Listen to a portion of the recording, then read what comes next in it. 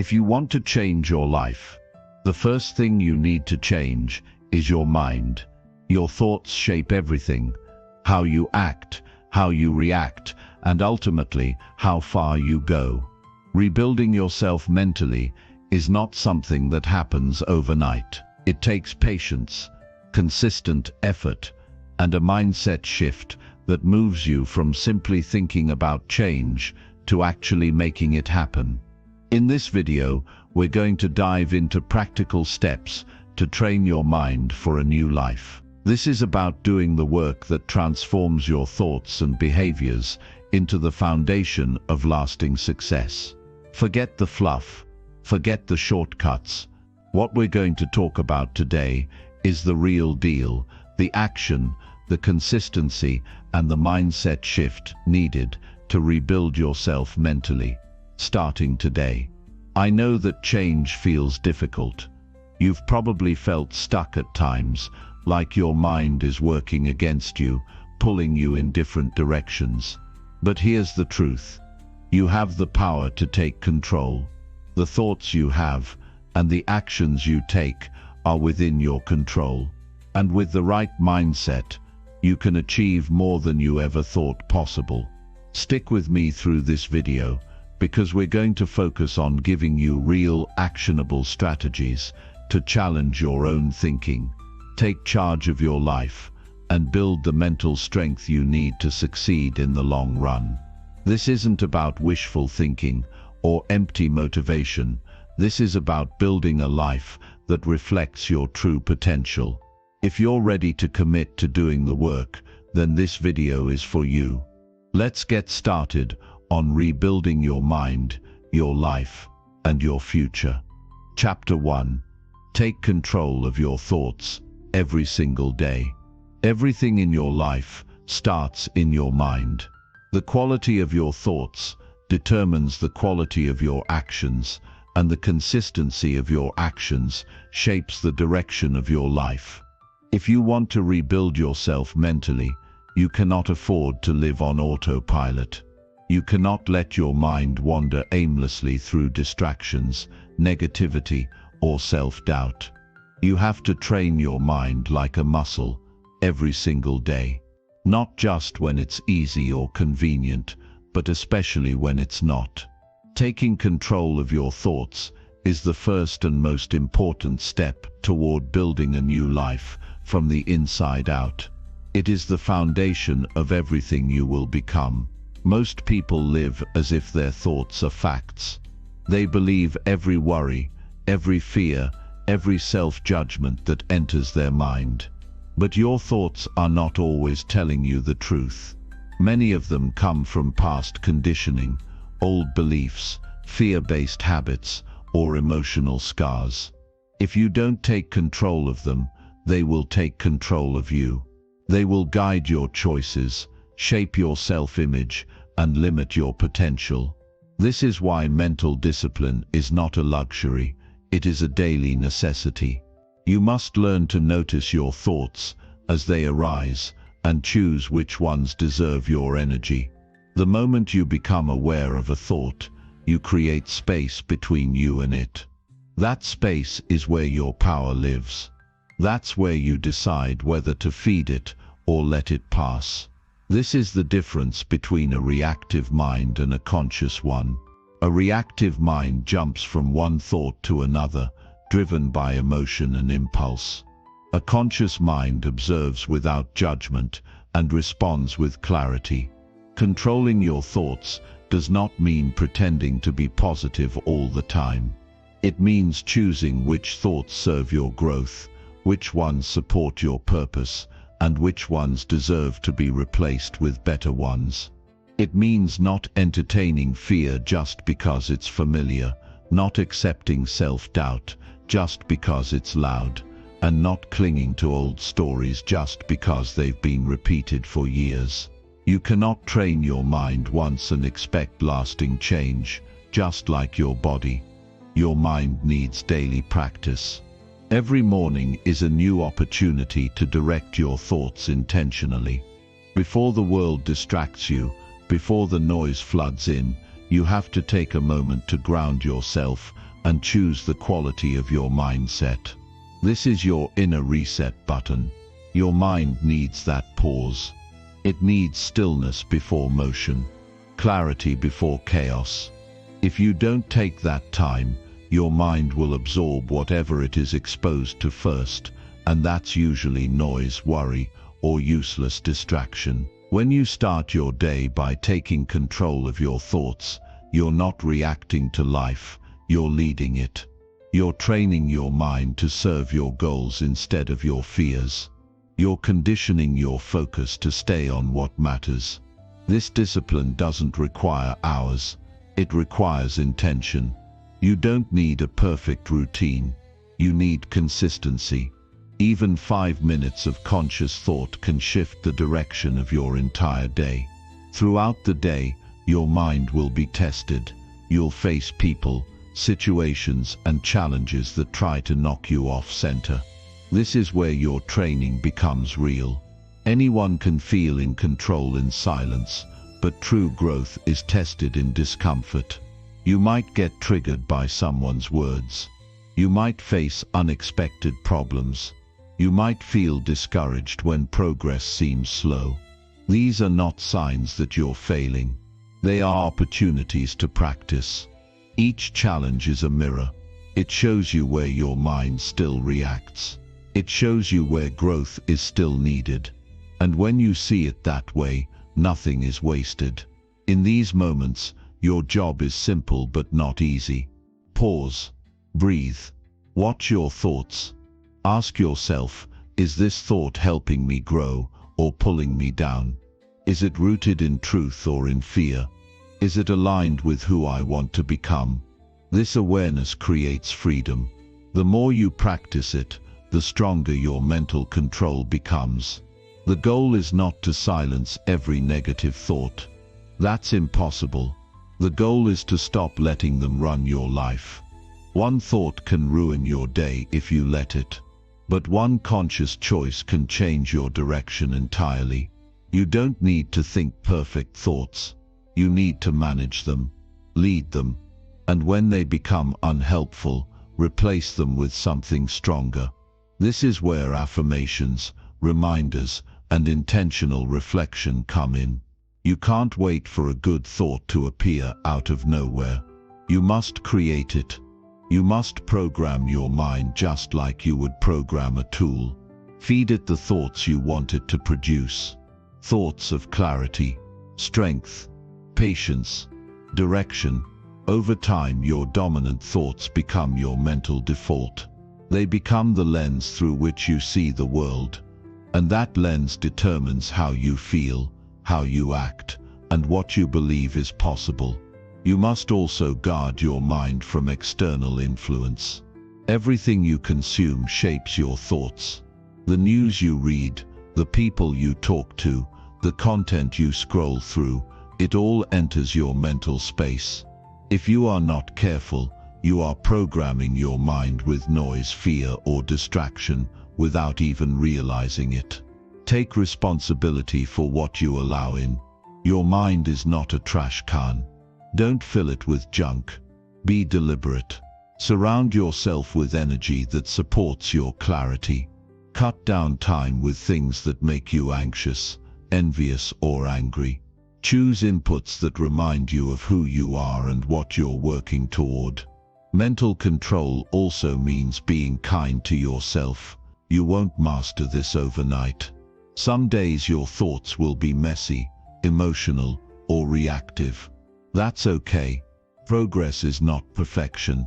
Progress is catching yourself sooner, recentering faster, replacing the thought quicker. Over time, those small wins compound. You begin to respond with wisdom instead of emotion. You start noticing your triggers without being ruled by them. And you build a quiet confidence that can't be shaken by circumstances. One of the best ways to train this mindset is journaling. Not fancy writing, just honest reflection. Write down what thoughts are dominating your mind. Write what's bothering you. Write what you want to believe instead. This habit helps you see your patterns clearly. It takes your inner noise and puts it on paper. That distance gives you power. You see your thoughts instead of being controlled by them. You understand their roots, and you can start to break their hold. Another powerful habit is asking better questions. Your mind is a question-answering machine. If you ask why you always fail, it will give you reasons. If you ask what you learned from a mistake, it will give you growth. Train yourself to ask questions that open your mind instead of shutting it down. Ask, what am I grateful for right now? What can I learn from this? What does this situation teach me about myself? These questions direct your focus to solutions and growth, not fear and defeat. Mental control also means refusing to become a slave to your feelings.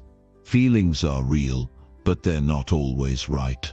They fluctuate. They are shaped by sleep, food, stress and memory. You can feel discouraged and still take action. You can feel anxious and still stay calm. You can feel tired and still show up. Your power lies in not making every feeling a reason to quit. When you control your thoughts, you create space between emotion and action. You still feel, but you don't obey every mood. Over time, this builds emotional endurance. You stop avoiding discomfort and start using it. You see hard moments as training, not punishment. You trust that you are becoming stronger, not just surviving. You realize that every day you practice mental control, you are rebuilding your mind. You are changing your life from the inside. You are creating a mindset that doesn't break when life gets difficult. That is freedom, and it all starts with today, not tomorrow, not when things get better, not when you feel more motivated. Now, this very moment. Your next thought is your choice. Your next decision is your chance. You don't need a perfect plan. You need a present decision. Right now you can choose to lead your thoughts. You can choose to observe instead of react. You can choose to practice instead of complain. That is where power begins. Rebuilding yourself mentally is not about pretending life is easy. It's about becoming someone who can face life with strength. It's about mastering the only thing you ever truly control, your mind. When you do that, your life follows. You think better, you act better, you live better. So begin now. Watch your thoughts like a guardian. Choose the ones that push you forward. Question the ones that hold you back. Practice every day like it matters, because it does. And when you fall short, get back up. Every thought you lead makes you stronger. Every day you practice makes you clearer. Every time you control your mind, you take back your life. And that's how you build a new one. Thought by thought, choice by choice, day by day, forever. Chapter 2. Strengthen your mind by facing small daily challenges. Mental strength is not built in grand, dramatic moments. It is forged in the small, quiet challenges you choose to face each day. Growth doesn't arrive all at once. It comes through effort, repetition, and a quiet willingness to stretch yourself beyond what's comfortable. Many people wait for some major event to change their life, believing that clarity, courage, or transformation will hit them like a wave. But the truth is far simpler and far more powerful. You become strong by facing what's difficult day by day, without waiting for inspiration. You don't need a breakthrough. You need to push yourself just a little more than you did yesterday. The mind grows when it's challenged, not overwhelmed, not broken, just challenged. It's the discomfort of doing what you'd rather avoid that sharpens your focus and strengthens your will. It's the decision to keep going when your feelings beg you to stop that builds real confidence. If you always do what's easy, you'll always feel weak. The easy path offers temporary relief, but long-term regret. The hard path offers short-term resistance, but long-term strength. The difference between someone who thrives mentally and someone who constantly doubts themselves isn't natural talent or motivation. It's how they respond to daily resistance. They don't run from challenge. They meet it, and that consistency shapes them. You can't become mentally strong by thinking about being mentally strong. You can't read your way into discipline. You can't imagine your way into self-respect. These qualities come from action, from proving to yourself over and over that you can handle more than your excuses tell you. And the key is not in taking on massive obstacles that feel impossible. It's in the smaller challenges that are easy to avoid, but essential to growth. Wake up a little earlier. Start the task you've been putting off. Speak your truth when silence feels safer. Finish what you start, even when you lose interest. Face the things that make you uncomfortable, one at a time, until discomfort becomes your training ground. This is how you build a mind that doesn't fold under pressure. A mind that knows how to stay centered when things don't go your way. A mind that trusts itself. Every time you resist temptation, you reinforce discipline. Every time you delay gratification, you increase self-control. Every time you do something you didn't feel like doing but did it anyway, you are wiring your brain for resilience. You're teaching yourself to lean into pressure instead of avoiding it. The more you practice, the less power your moods, impulses, and distractions have over you. And here's what's remarkable. You don't need to feel strong to become strong. You don't need to be confident to take the first step. Action itself creates the strength you seek. Don't wait until you feel ready. Start where you are. If you avoid resistance, your mind will remain fragile. If you embrace resistance, your mind will adapt and grow. Facing small daily challenges doesn't mean chasing pain or burnout. It means choosing effort over comfort. It means doing the right thing, even when it's the hard thing. And over time, those choices stack up. They create mental armor. They build the kind of person who doesn't back down when life pushes hard. Because you've already trained yourself to push back, one disciplined act at a time. You don't need to climb a mountain. Start with your morning. That moment when your alarm goes off and your body craves just a few more minutes of sleep, that's a challenge. When you want to scroll mindlessly instead of reading something that fuels you, that's a challenge. When your to-do list feels boring and your energy feels low and you still choose to execute, that's a challenge. These moments matter more than you think. They are the bricks you use to rebuild your mental foundation. Discomfort is not the enemy. Avoiding discomfort is. You must rewire your relationship with challenge.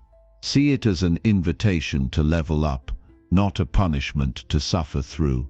The greatest transformation happens when you stop negotiating with your limits and start accepting that growth requires effort. You begin to understand that confidence doesn't come from success, it comes from struggle. The effort itself makes you proud. The consistency makes you believe in yourself. This process is deeply personal. No one can challenge your mind for you. No one can force you to show up when it's easier not to. This is your internal work. It is done in private, in silence, without applause or recognition. But the results are visible in how you carry yourself, in how you respond to stress, in how grounded you remain when others lose control. That's what separates the strong from the unstable, the quiet discipline practiced in the background of life. The most powerful thing you can do is become the type of person who doesn't need external motivation to act. You don't need hype. You don't need someone pushing you. You've trained your mind to show up regardless. That's what facing daily challenges teaches you. It teaches you to lead yourself, to commit, even when no one is watching, to keep promises to yourself, even when the mood disappears. That's self-respect in action. And it doesn't have to be dramatic. Mental strength is built in the subtle moments, when you tell yourself, "I don't feel like it," and you do it anyway. When you resist the urge to complain and choose patience. When you hold your posture, slow your breathing, and stay focused even when things go wrong. These are quiet victories, but they matter more than the loud ones. They shape who you are becoming. You also have to recognize that every challenge is feedback. It shows you where you still need work. If something frustrates you easily, it's showing you a weakness to address. If you avoid a certain task, it's exposing a fear to face. These moments aren't failures, they are signals. Use them. Let them guide your training. If a task feels hard, lean into it more. If you want to avoid something, that's exactly what you need to practice. And you're not doing this to prove anything to the world. You're doing it because every time you overcome something difficult, you prove something to yourself. You remind yourself that you are capable, that you are in control, that you don't need to be ruled by emotion, impulse or fear.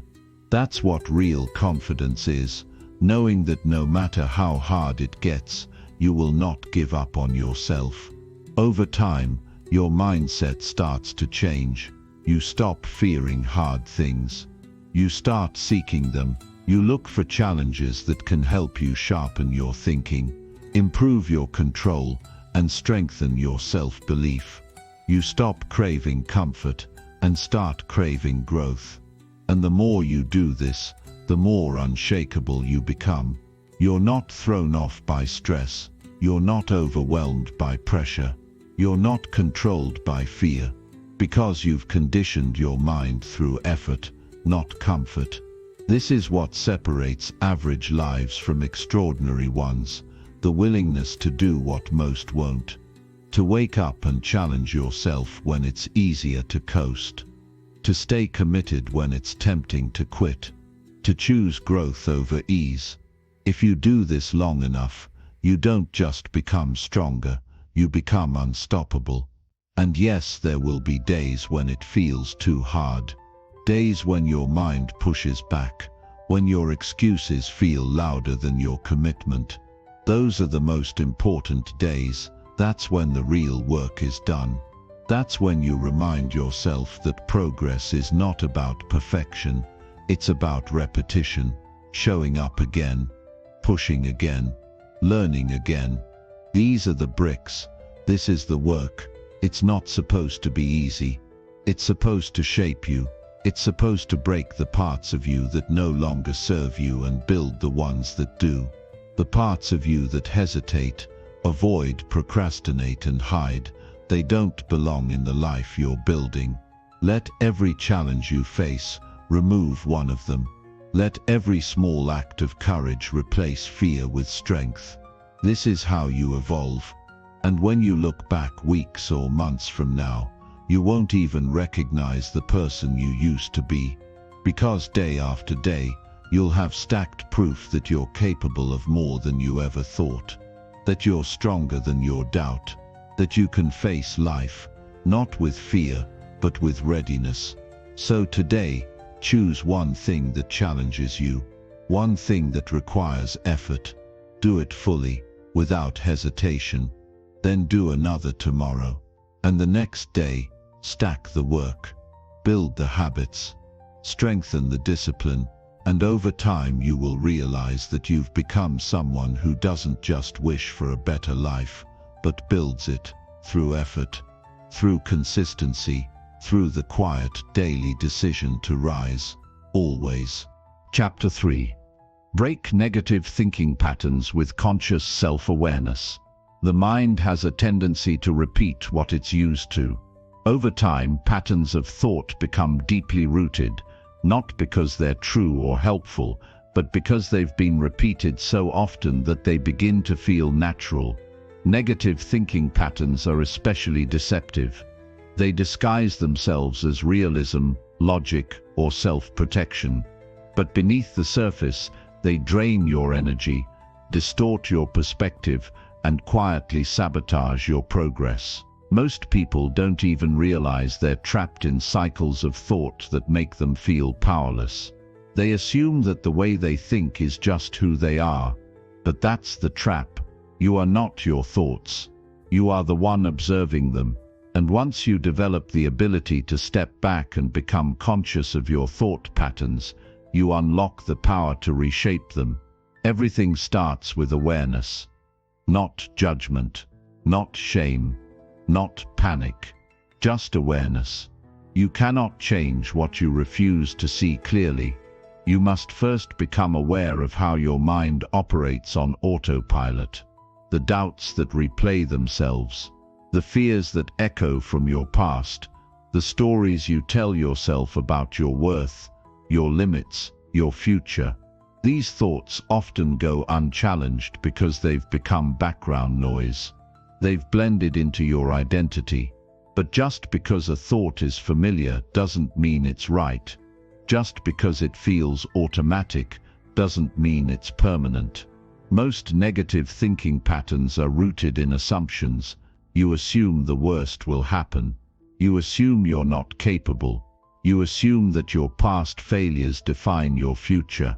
These assumptions become mental shortcuts, guiding how you interpret everything that happens around you.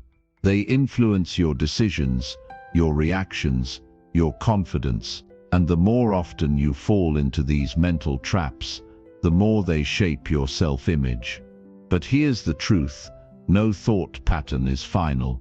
Your brain is capable of rewiring itself, but only when you interrupt the automatic loop with conscious attention.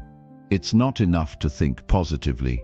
That's just a surface-level fix. You must become aware of the patterns you repeat without realizing it. Begin to observe your inner dialogue like a witness, not a participant. Notice when you default to criticism, comparison, or doubt. Pay attention to the language you use with yourself. Are you speaking from a place of strength or insecurity? Are you giving yourself the space to grow, or constantly reinforcing old limits? The way you speak to yourself reveals what you've been conditioned to believe. And when you slow down and listen closely, you start to see just how much of your suffering comes from recycled thoughts that don't serve you anymore. Awareness is not about analyzing every thought. It's about catching the moment when your thinking shifts into a familiar negative loop. The moment you start spiraling into worry about what might go wrong. The moment you begin to shrink your goals because fear creeps in. The moment you replay past mistakes as if they're warnings for the future. Catch those moments. Pause. Ask yourself, is this true, or is this just a habit? Most of the time, you'll realize it's just a habit, a reflex, not a reality. You've been taught to believe that confidence is something you're either born with or not. That clarity and peace come from outside circumstances aligning. But in reality, confidence comes from learning to break the mental patterns that keep you small. Clarity comes when you strip away the noise of false beliefs. Peace is born when you stop fueling the thoughts that make you feel chaotic. And all of this begins with self-awareness. This is not an overnight fix.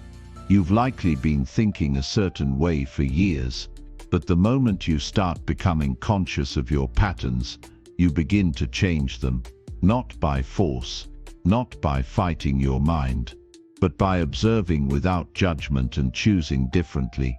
When the old thought arises, you don't feed it, you don't argue with it, you simply recognize it for what it is, a conditioned response, and then return your focus to the present. This is how you begin to take your mind back. Every time you catch a negative loop and interrupt it, you weaken its grip. Every time you replace a distorted assumption with a grounded, present-minded response, you're rewiring your brain. This is mental training. It's not dramatic, but it's powerful. Over time, the loops become quieter.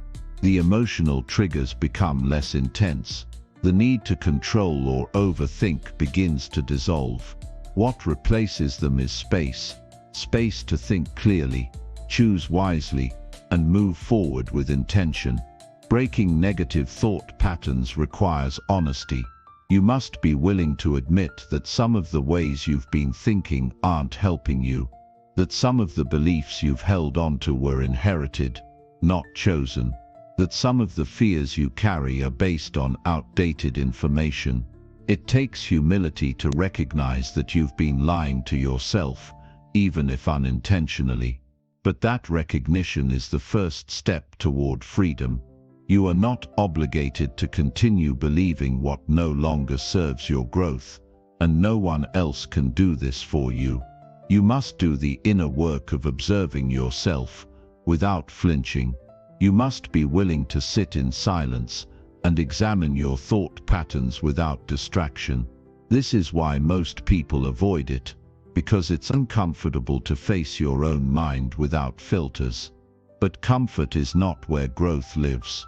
Growth lives in the spaces where you challenge yourself to see more clearly, even when it's hard. Start with the recurring thoughts that make you feel stuck. The ones that surface when you try something new. The ones that show up when you face uncertainty.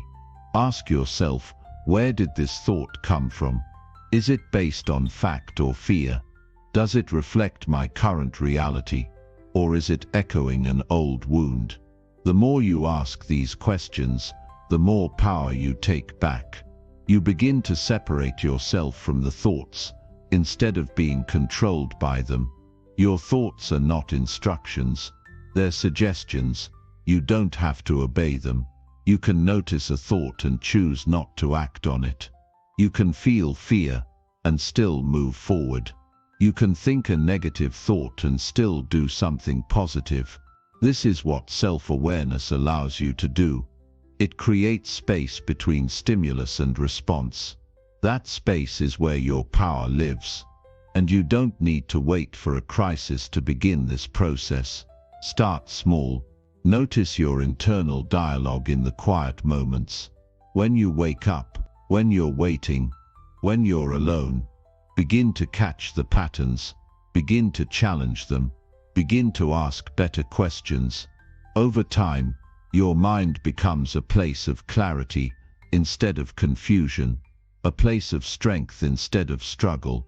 This is the path to freedom, not by fixing everything in your life, but by training your mind to stop creating unnecessary pain.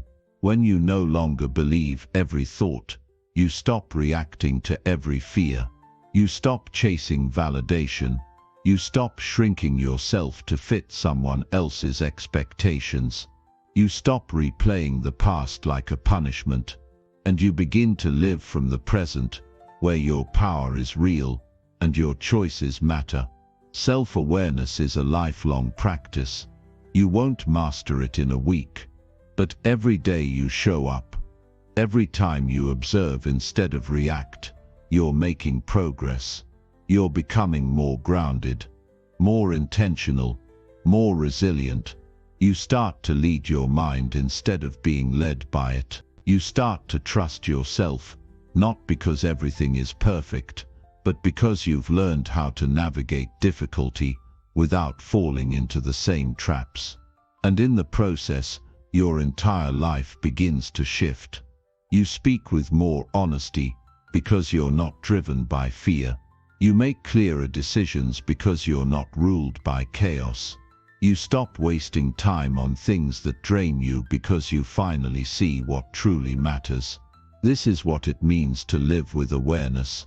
Not to control every outcome, but to move through life with eyes open and mind steady. You'll still face challenges. You'll still feel doubt, but you won't be paralyzed by them. Because now you have tools. You have awareness. You have clarity. And most importantly, you have the willingness to face your mind and reshape it every single day. Not with force, but with presence. Not with judgment, but with discipline. So begin today.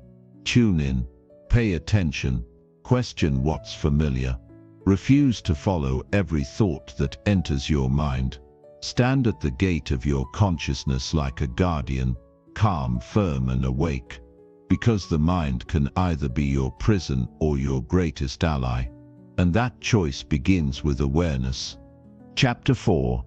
Build discipline by showing up no matter what. Discipline is not something that appears in your life when you feel ready or inspired. It doesn't wait for motivation. It doesn't ask if you're in the mood. It doesn't care if you slept well, or if it's raining outside, or if life is throwing a storm your way. Discipline lives in your ability to show up regardless. It's the quiet force that moves you forward when everything inside you wants to stay still. Discipline is built, not found. It's forged in the moments when comfort tries to seduce you, when the mind begins bargaining, and when excuses line up, offering you every reason to delay. And it's in those exact moments that your future is being shaped. When you show up on the days that are hard, you're teaching yourself something powerful, that you are not ruled by temporary emotions, that your word to yourself means something, that your habits are stronger than your excuses. Most people wait for the perfect mood before they act. But those who grow, those who succeed, those who build unshakable lives, they act regardless of how they feel. They've trained themselves to rise without asking if they want to. They've realized that progress isn't found in grand gestures, but in small, consistent actions repeated over time, even when it's uncomfortable. There will be mornings when the bed feels heavier than usual, when your energy is low and your mind is cloudy. There will be days when your goals seem distant, when your progress feels invisible, when you wonder if the effort is even worth it. These are not signs that something is wrong. These are the very conditions where discipline is tested and strengthened. Anyone can act when it's easy. The real question is, who are you when it's not? Your ability to show up no matter what is what separates intention from transformation. Discipline isn't glamorous. It doesn't always feel good. It often looks boring to those who are addicted to chaos and drama. But it's in the mundane that excellence is built. It's in the repetition of daily effort, in the refusal to negotiate with procrastination, that results begin to stack up. You don't need massive breakthroughs every day. You need steady commitment. You need presence. You need to keep walking when others stop. And yes, discipline requires sacrifice. You will have to let go of certain comforts. You will have to say no when others say yes. You will have to do things that challenge your patterns, that stretch your limits, that make you uncomfortable. But with every repetition, you grow stronger. With every day you show up, you become the kind of person who doesn't need to be rescued from their own inaction. You become reliable to yourself. People often talk about confidence as something that comes from results. But real confidence comes from knowing that you will show up, no matter the circumstances, that your energy won't dictate your actions, that your mood doesn't have the final say, that your mind may try to run, but your deeper commitment won't let it. This kind of self-trust doesn't happen overnight. It's built by proving, again and again, that you can follow through. There will be temptations to delay. You'll hear the voice that says just one day off, you've earned a break, or you'll get back on track tomorrow. That voice sounds rational. It sounds kind, but if you follow it without awareness, it becomes a pattern. And that pattern slowly dissolves your momentum. One missed day becomes two. A small break becomes a slippery slope. You don't lose discipline all at once. You lose it in small moments where you chose ease over effort. But here's the good news. You can rebuild that momentum at any time by simply deciding to show up again. That's the beauty of discipline. It doesn't require perfection, it requires presence. It asks that you return again and again to what matters, even after you've fallen short.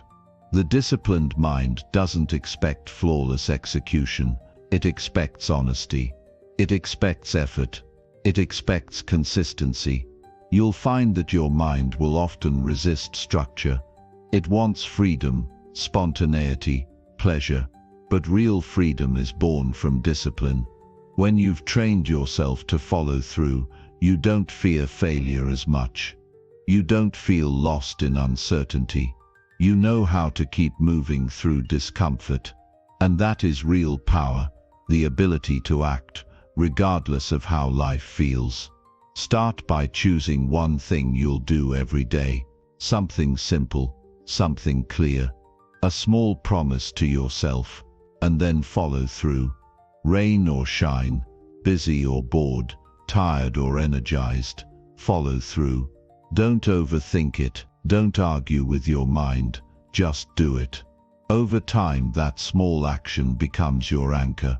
It becomes a reminder that you are the kind of person who honors their word, and from that foundation you can build more. Discipline doesn't eliminate emotion, it teaches you how to move through it. You'll still feel tired, discouraged or overwhelmed at times. But those feelings won't control your life. They'll pass like weather. And while they pass, you'll keep working, keep growing, keep showing up. That's how resilience is built. That's how character is developed. No one else can build this for you. People can support you, encourage you, even inspire you. But at the end of the day, discipline is your responsibility. It's a relationship between you and your potential. Every day you're either feeding it or neglecting it. There is no standing still. You're either reinforcing discipline or reinforcing delay. And the more honest you are about this, the more power you gain over your habits. And remember, you won't always see immediate results. Discipline is not about instant gratification. It's about planting seeds today that will bear fruit in the future. And those seeds often grow underground, unseen for a long time. That's why so many people quit. They confuse the absence of visible results with failure. But those who understand discipline know better. They know that something is happening, even when it's not obvious. They trust the process. They trust themselves. There will be setbacks. There will be days when you slip. But those moments don't define you. What defines you is your decision to come back, to get back up, to not let a single mistake become a spiral.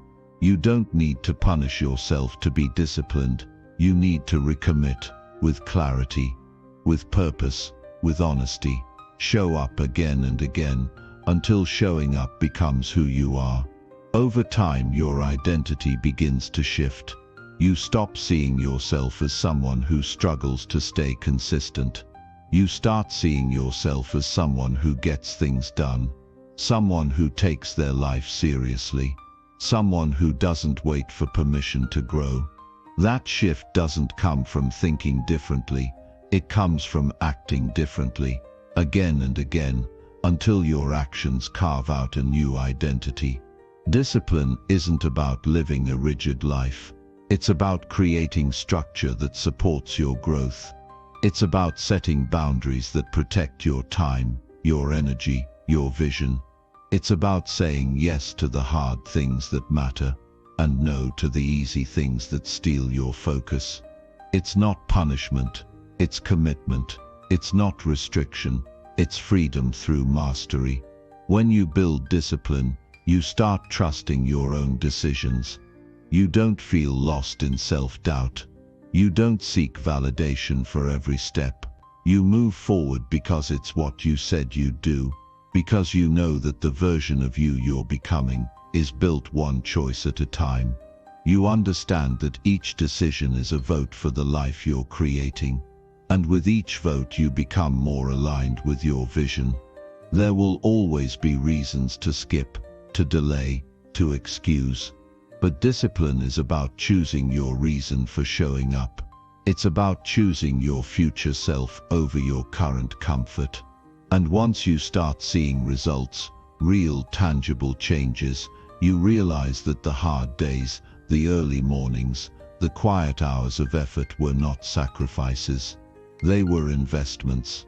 And they begin to compound in ways you never expected. Show up when it's hard. Show up when it's boring. Show up when no one's watching. Show up when you're scared. Show up when the voice in your head says you can't. That's how you build a foundation that no setback can shake. That's how you move from intention to transformation. That's how you become the kind of person who doesn't need to talk about what they're doing, because their consistency speaks for itself. Discipline is the bridge between who you are now and who you're capable of becoming. And every day you have a chance to cross that bridge, not by waiting for the right moment, not by hoping for more motivation, but by taking action, by honoring your commitments, by proving in the small moments that you are someone who follows through. And that's what changes everything. Not the loud declarations, not the perfect plans, but the quiet, relentless decision to keep going, to keep showing up, to keep building, until one day you look back and realize you didn't just stay disciplined, you became discipline itself. Chapter 5. Master your emotions through calm and steady practice. Emotions are not your enemies. They are signals, messengers, and reflections of the stories you tell yourself. To master them is not to eliminate them, but to understand them, to work with them, and to direct them with conscious effort. Most people are reactive. They let their emotions dictate their responses, control their mood, and shape their decisions. But when you commit to calm and steady emotional practice, you take your power back. You stop being a slave to your reactions and start becoming the architect of your internal world. This doesn't happen all at once. It requires patience. It demands practice. But over time, it gives you something rare, inner freedom. Mastering your emotions begins with awareness. You must be willing to observe yourself without judgment. When anger rises, pause. When sadness shows up, acknowledge it. When frustration builds, breathe. Most people rush past these moments. They react without reflection. They let the emotion take the wheel. But when you learn to create space between the feeling and the reaction, everything begins to shift. That space is where your growth lives. That space is where your strength is built. This calm response doesn't come naturally at first. You may feel the urge to yell, withdraw, or act impulsively. But in that moment of temptation, you have a choice. You can let your past patterns take over, or you can interrupt them. You can remember that you're not here to be ruled by emotion. You're here to rise above it. Not by suppressing it, but by understanding it and responding with intention. Steady emotional control isn't about pretending to be unaffected. It's about facing what you feel with maturity. It's about being honest with yourself while also remaining grounded. You can feel deeply and still stay composed. You can experience emotion without being consumed by it. That's the level of power you're working toward, not the elimination of emotion, but the mastery of it. When you practice emotional discipline daily, you begin to notice subtle changes. You stop reacting so quickly. You begin thinking more clearly under pressure. You stop taking things so personally. This isn't because life gets easier, but because you've trained your mind to remain calm in the face of difficulty. And that calmness becomes your weapon. It protects your energy. It shields your focus. It keeps you centered when everything else feels chaotic. One of the most powerful things you can do is learn to breathe before you speak, to wait before you respond, to step back before you act. That pause, just a few seconds, can save you from regret, from escalation, from emotional damage. It takes discipline to pause. It takes strength to not react. But each time you do it, you train your nervous system to settle. You train your mind to lead. And over time, that becomes your default. Emotions are tied to patterns, ways of thinking and responding that have been repeated over and over. If you want to master your emotions, you have to interrupt those patterns. You have to be more conscious in your day-to-day life. Pay attention to how you feel in different situations. Notice what triggers you. Observe what throws you off balance. These observations give you insight into yourself. And with insight, you gain leverage. You can begin to choose a new way of responding. Don't aim to control everything around you. You'll lose yourself in the process. Instead, learn to control how you meet the world. Master your response. Choose how you will show up, especially when things don't go your way. That's the true test of emotional mastery. Not how calm you are when everything is going right, but how steady you remain when life doesn't cooperate. Emotional control isn't about detachment. It's about alignment. It's about being connected to your values, your purpose, your vision, even when your emotions try to pull you off course. It's easy to act on emotion in the short term, but it often leads to long-term consequences. When you practice calmness, you think with clarity. You see the bigger picture. You don't let temporary feelings destroy permanent progress. Many people are addicted to emotional highs and lows. They confuse chaos with passion. They chase intensity instead of peace. But peace is where power lives. In peace you can hear your intuition. In peace you can access reason. In peace you can make decisions that support your growth. But peace doesn't come by accident. It comes by practice. Every day you're given opportunities to practice emotional mastery. The delayed train, the rude comment, the unexpected setback. Each moment is a chance to respond differently, to rise above, to maintain your center. These small moments matter. They may seem insignificant, but together they shape who you are becoming. The goal is not to be perfect. The goal is to be consistent, to keep choosing calmness, to keep choosing control. Mastering your emotions also means learning to sit with discomfort. You don't need to fix every feeling. You don't need to run from sadness, fear, or uncertainty. Let yourself feel what you need to feel, but do so consciously. Don't let it consume you. Don't make decisions from that place. Let the feeling pass like a wave. Watch it rise. Watch it fall. And then return to your center. This is emotional maturity. Not denying emotion, but not becoming it either. When you understand your emotions, you begin to see them as teachers. Anger might be a signal that your boundaries were crossed.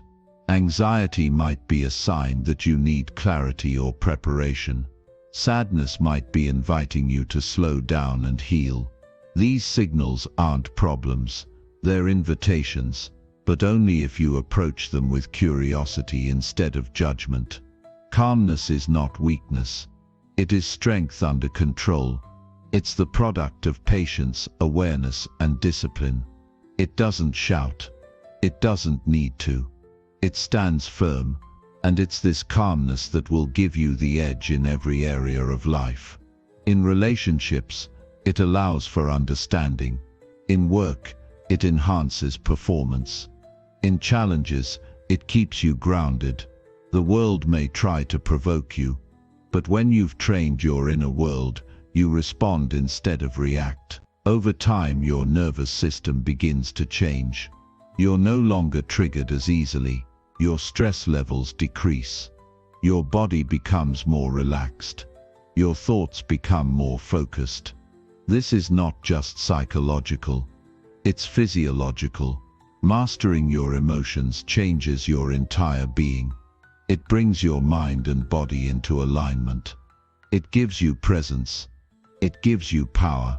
And yes, there will be moments when you slip, when the emotion gets the better of you, when you react too quickly. That's part of the process. What matters is how you respond afterward. Do you reflect? Do you take ownership? Do you recommit to your practice? That's where the growth happens. You don't become emotionally masterful by avoiding mistakes. You become masterful by learning from them. Don't underestimate the power of simple practices. Meditation, journaling, deep breathing, intentional silence. These are not just habits. They are tools to train your emotional muscles. Use them daily, not when things fall apart, but before they do. Prepare your mind the way an athlete prepares their body. Train in peace, so you can perform under pressure. You don't need to be ruled by emotional chaos. You can create a steady internal foundation that carries you through life's ups and downs. But you must be committed. You must be willing to choose calmness over comfort, presence over distraction, clarity over reaction. This is a daily decision, a quiet commitment to mastery. You are capable of being calm in the storm. You are capable of responding with wisdom when provoked. You are capable of holding your ground without losing your grace. But it starts with practice, and it continues with repetition. Over time, that practice becomes your new baseline. It becomes the standard you hold for yourself. Let others be consumed by drama. Let others chase emotional highs. You are here for something deeper. You are here to build something stable, something real, something that lasts. And that foundation begins within you, within your own emotional steadiness, within your own ability to remain calm no matter what. Keep practicing, keep choosing, keep showing up for your emotions, not to be ruled by them but to lead them. Because when you master your emotions, you master your life. Chapter 6. Let go of past pain through mindful reflection. Letting go of past pain isn't about pretending it never happened. It's about refusing to carry it forward into the moments that are still yours to live. Pain from the past doesn't disappear just because time moves forward. Time alone doesn't heal anything. What heals is the quiet courage to face it, to understand it, and to release it through mindful reflection. Until you do that, you'll continue reliving moments that are no longer happening. You'll stay stuck in memories that no longer belong to the present, and they will quietly shape how you think, how you love, how you trust, and how you live. The human mind is wired to hold on to emotional weight. It clings to moments of betrayal, loss, disappointment, and humiliation because it thinks it's protecting you. But the mind doesn't always distinguish between what's useful and what's destructive. So you have to step in consciously. You have to become the observer. You have to ask yourself what you're still holding on to and why, and not with blame, but with clarity. The work isn't about blaming yourself for hurting. It's about deciding that your pain will not be your identity. Many people repeat the pain of the past because they've never truly looked at it. They avoid it, distract themselves, or suppress it with busyness. But the wound you avoid is the one that keeps bleeding. Healing only begins when you stop running from your pain and start sitting with it. Not to suffer more, but to understand yourself better. When you reflect mindfully, you create space between what happened and how it lives in your mind. That space is where healing becomes possible. Mindful reflection isn't about judgment, it's about seeing the truth with clean eyes. It's about remembering what happened without letting it distort who you are. Pain has a way of convincing you that you're broken, that you'll never trust again, that you're not enough. But those are just narratives created in moments of vulnerability, and those narratives can be rewritten. But first, you have to see them clearly. You have to ask yourself what stories you've been telling yourself because of the pain you've carried. When you reflect on the past, you're not doing it to relive the hurt, you're doing it to take away its power. You're doing it to understand the root of your wounds, not just the symptoms. The argument that changed your self-worth, the betrayal that damaged your trust, the failure that made you feel incapable. You don't run from those moments. You return to them gently, with the strength of someone who wants to free themselves. You look at them not with self-pity, but with self-respect. Sometimes pain stays with us because we've never forgiven ourselves, not just for what we did, but for what we allowed, for staying too long, for not speaking up, for tolerating what we knew was wrong. But part of letting go is acknowledging that you did the best you could with the awareness you had. You weren't weak, you were learning. You weren't broken, you were surviving. And now, with more clarity and wisdom, you have the power to choose differently. Letting go is not forgetting. It's remembering without carrying the weight. It's knowing what happened and deciding it will no longer shape your worth. It's closing a chapter, not because it didn't matter, but because you matter more. Pain doesn't leave overnight. It leaves gradually, every time you choose peace over bitterness, growth over resentment, presence over memory. And you must choose again and again until your nervous system begins to trust that it's safe to move forward. Your past pain doesn't define your future unless you let it. But if you keep rehearsing it in your mind, if you keep replaying the worst moments, you trap yourself in a loop that keeps you emotionally stuck. Mindful reflection is the key to breaking that loop. It's the practice of observing your memories without drowning in them. It's the discipline of seeing the lesson instead of only the loss. And that requires emotional strength. That requires the willingness to stop blaming and start owning your healing. You are not your past pain. You are the person who lived through it, who felt it, who endured it, and who now has the ability to transform it. That transformation starts when you create stillness. When you pause and ask yourself, what am I still carrying that I no longer need? Who do I still blame for something that's already done? Where am I still living in fear because of something that hurt me once? These are not easy questions, but they are necessary if you want peace. Your healing doesn't come from answers, it comes from awareness. It comes from the ability to sit with the uncomfortable and let it soften, let it loosen its grip. Don't expect it to be quick. Real healing takes time. It's a process of releasing the layers you built to protect yourself. The anger, the denial, the numbness. Each layer was there for a reason, but now they may be preventing you from feeling joy, from trusting again, from being fully alive.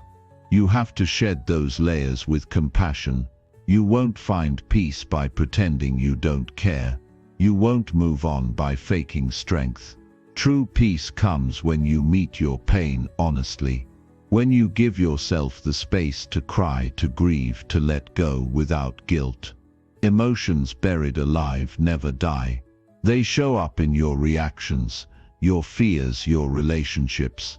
But when you allow yourself to feel them, to express them, and to reflect on them with awareness, they begin to dissolve. Letting go doesn't mean everything is resolved. It means you're no longer trying to force resolution. You're no longer waiting for closure from someone who won't give it. You're no longer holding out hope that the past could be different. You're accepting reality, not in defeat, but in strength. You're giving yourself permission to heal even if others don't acknowledge your pain. That's freedom. That's ownership. That's what it means to reclaim your story. The longer you carry unprocessed pain, the more it shapes your identity. It becomes the filter through which you see the world. You start expecting hurt. You assume betrayal. You avoid connection. But all of this comes from a place of fear, and the only way to dissolve that fear is to bring it into the light, to look at it, to reflect on where it came from, to ask yourself if it's still true. More often than not, it's not. But unless you examine it, it stays. Your mind is powerful. It can heal or it can hurt. The difference lies in how you use it. If you use it to revisit the worst parts of your life, you stay there emotionally. If you use it to understand, to reframe, to choose new meaning, you grow. Mindful reflection helps you use your mind as a tool for transformation. Not a cage, but a compass. Not a judge, but a guide. Letting go is not a one-time decision. It's a daily commitment. Every time the memory arises, you remind yourself that you're not there anymore. You remind yourself that the lesson has been learned. You remind yourself that you deserve peace more than you deserve closure. Some people will never say sorry. Some stories will never feel fair. But healing is not about them. It's about you. And it's about what you're willing to release for the sake of your own well-being. You can't change what happened, but you can change how it lives in you. You can stop telling yourself that you're broken. You can stop defining yourself by the worst things you've experienced. You can stop making decisions based on fear of getting hurt again. You can choose to live differently, to think differently, to feel differently. And that choice begins the moment you say, "I am ready to let go." This process is not linear. Some days you'll feel peace. Other days the pain will rise again. That's normal. Healing comes in waves, but every wave you ride without drowning, every emotion you face without collapsing, makes you stronger. Not just emotionally, but mentally, spiritually, even physically. Your body starts to relax. Your sleep improves. Your energy returns. This is the quiet gift of healing, clarity, presence and strength you didn't know you had. Let go of past pain, not because it didn't matter, but because your future matters more. Not because you weren't hurt, but because you deserve to live free from that hurt. You've already survived the pain. Now it's time to stop reliving it. Let your reflection become your release. Let your awareness become your antidote. You are not here to suffer endlessly. You are here to rise. You are here to reclaim your life. One breath, one thought, one choice at a time. Chapter 7. Reset your mindset by choosing better daily habits. Your mind is a powerful tool, but like any tool, it needs to be maintained and sharpened. The way you think shapes the way you act, and the way you act shapes the results you get in life. That's why resetting your mindset isn't just about a quick change of perspective. It's about a consistent shift in how you approach each day. It's about realizing that you're in control of how you think and the habits you build, and it's those habits that will ultimately define your success. The mind doesn't change overnight. It's a slow, intentional process. But you have the power to reset it by making the right choices each day, over and over again. It's the simple daily habits that compound over time to create the transformation you desire. These are the habits that quietly shift your internal landscape and, by extension, change the course of your life. But first you have to recognize that nothing in your life will change until your mindset does. Without the reset, everything else remains stuck in place. We live in a world filled with distractions, stress, and negative influences. It's easy to slip into autopilot mode, doing things out of habit rather than intention. But when you step back and take control, you'll see how much power you have to change the direction of your life. Resetting your mindset begins with understanding that the small decisions you make every day are the building blocks of your future. They are not insignificant, they are foundational. It all begins with the decision to take ownership of your thoughts. When you understand that you are not a prisoner to your thoughts, you'll begin to see opportunities everywhere.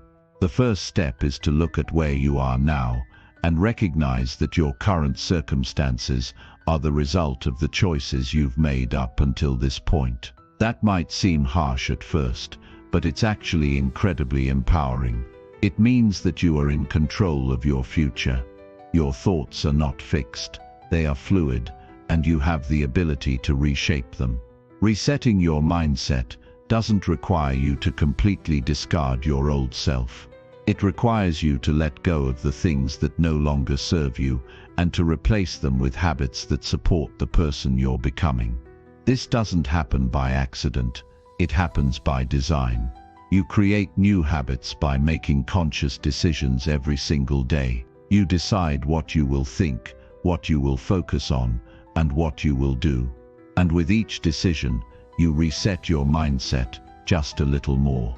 One of the most effective ways to reset your mindset is by changing how you start your day. The first few minutes after waking are crucial.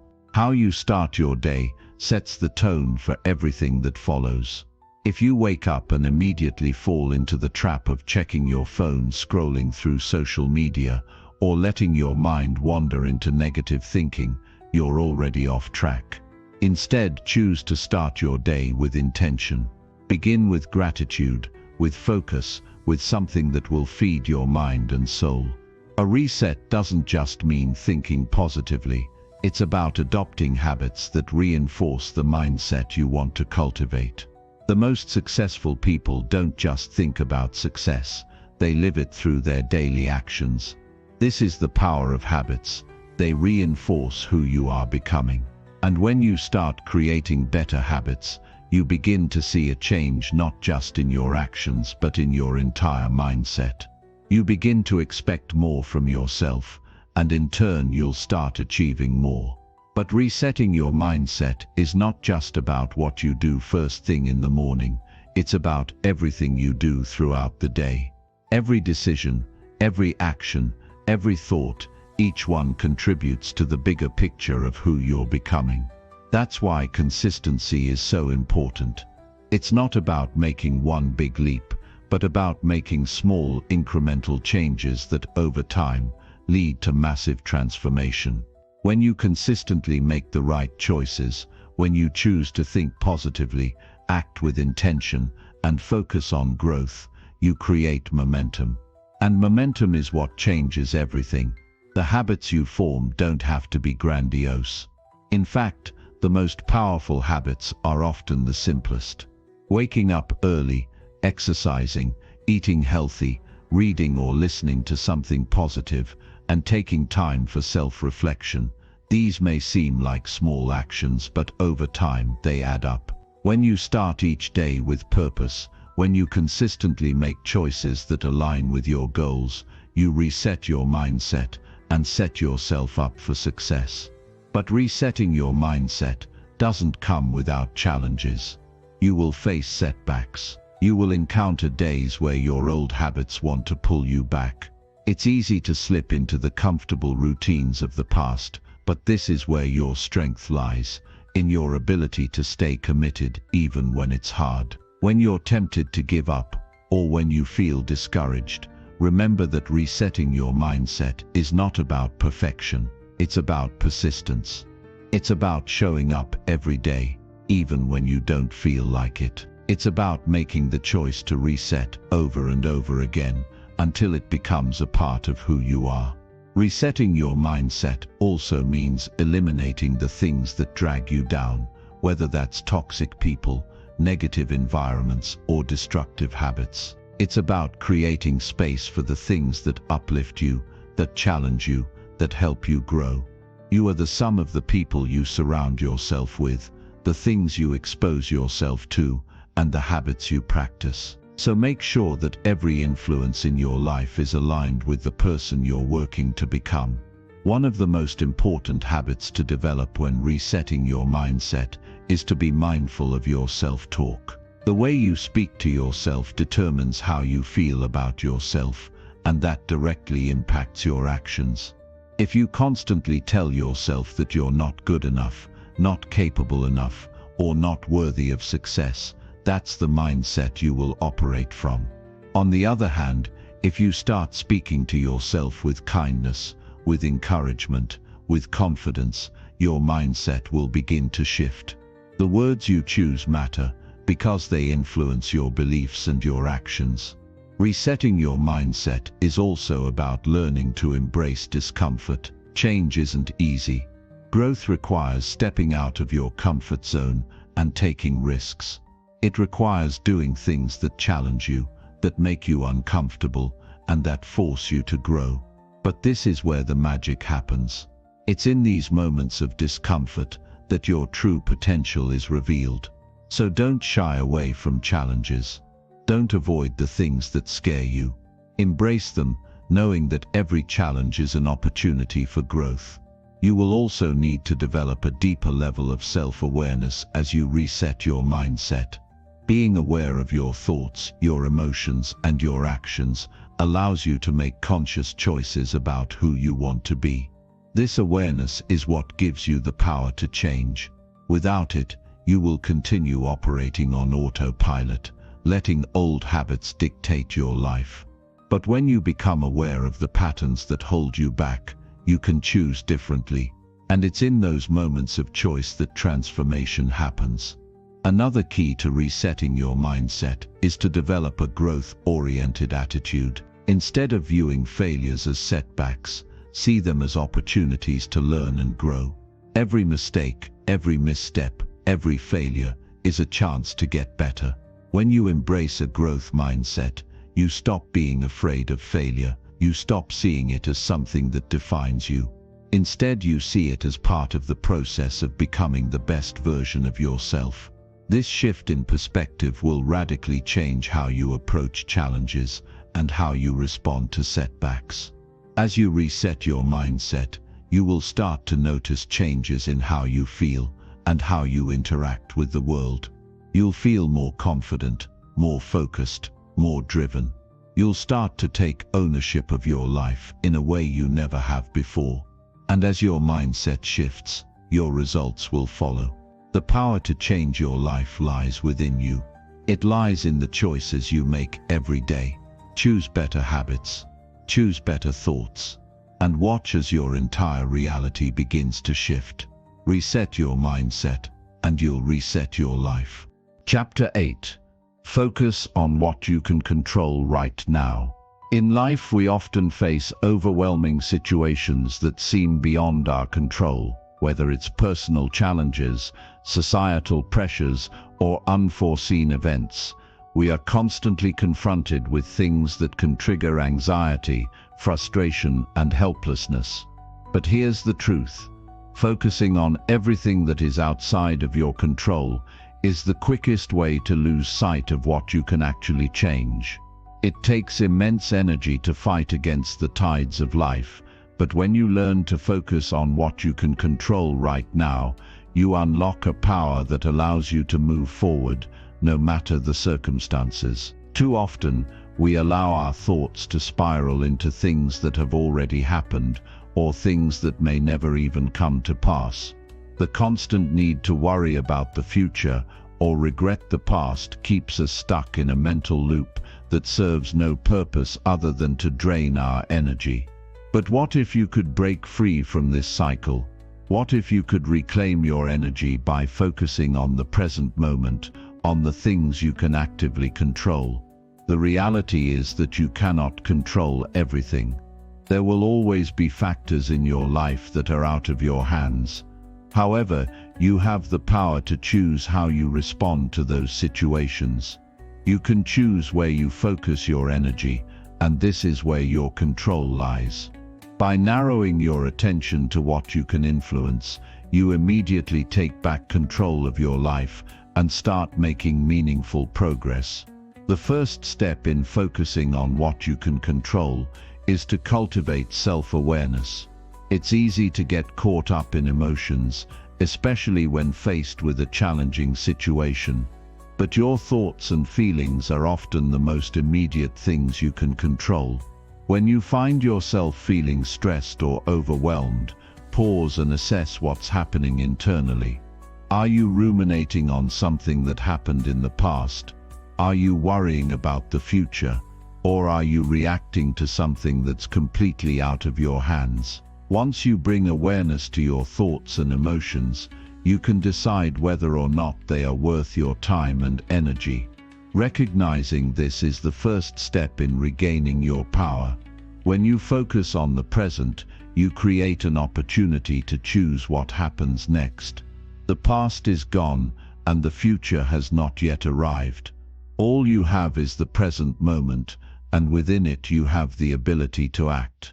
The next time you find yourself overwhelmed, stop and remind yourself, what can I control right now? It might be something as simple as how you breathe, what you say to yourself, or the next step you take. Often, the act of choosing is more powerful than the action itself, because it reminds you that you have agency. One of the most valuable tools in focusing on what you can control is your routine.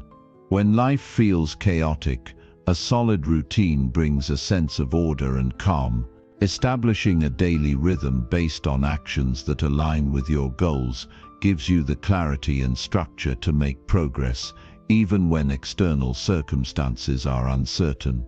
A consistent morning routine, for example, can help you start your day with intention and focus, setting the tone for what comes next. Whether it's exercising, reading, journaling, or practicing mindfulness, small daily habits help you stay grounded in the present moment and take control of your day. Another key to focusing on what you can control is learning to let go of perfectionism. Perfectionism often keeps us from taking action because we fear the outcome won't be good enough. But the truth is, nothing is ever truly perfect, and the pursuit of perfection can paralyze you. Instead of focusing on the ideal result, focus on progress. Every action you take, no matter how small, is an investment in your future. And by taking imperfect action, you build momentum that carries you toward your goals.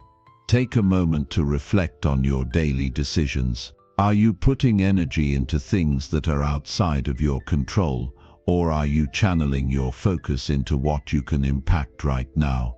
Sometimes, the simplest things can make the biggest difference. If you're faced with a challenge, ask yourself, what's the next step I can take to move forward? You may not have all the answers, and that's okay. But by focusing on the next immediate step, you create a pathway to progress. Even in the most difficult of situations, there is always something you can do right now to improve your circumstances. Whether it's taking a break to recharge, reaching out for help, or adjusting your approach, small actions will lead to big changes.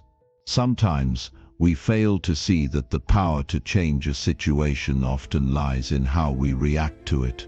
We can't control how others behave or what life throws our way, but we can control how we respond. Responding with grace, patience, and focus not only helps you navigate challenges more effectively, but also helps you maintain a sense of control in a world that often feels unpredictable.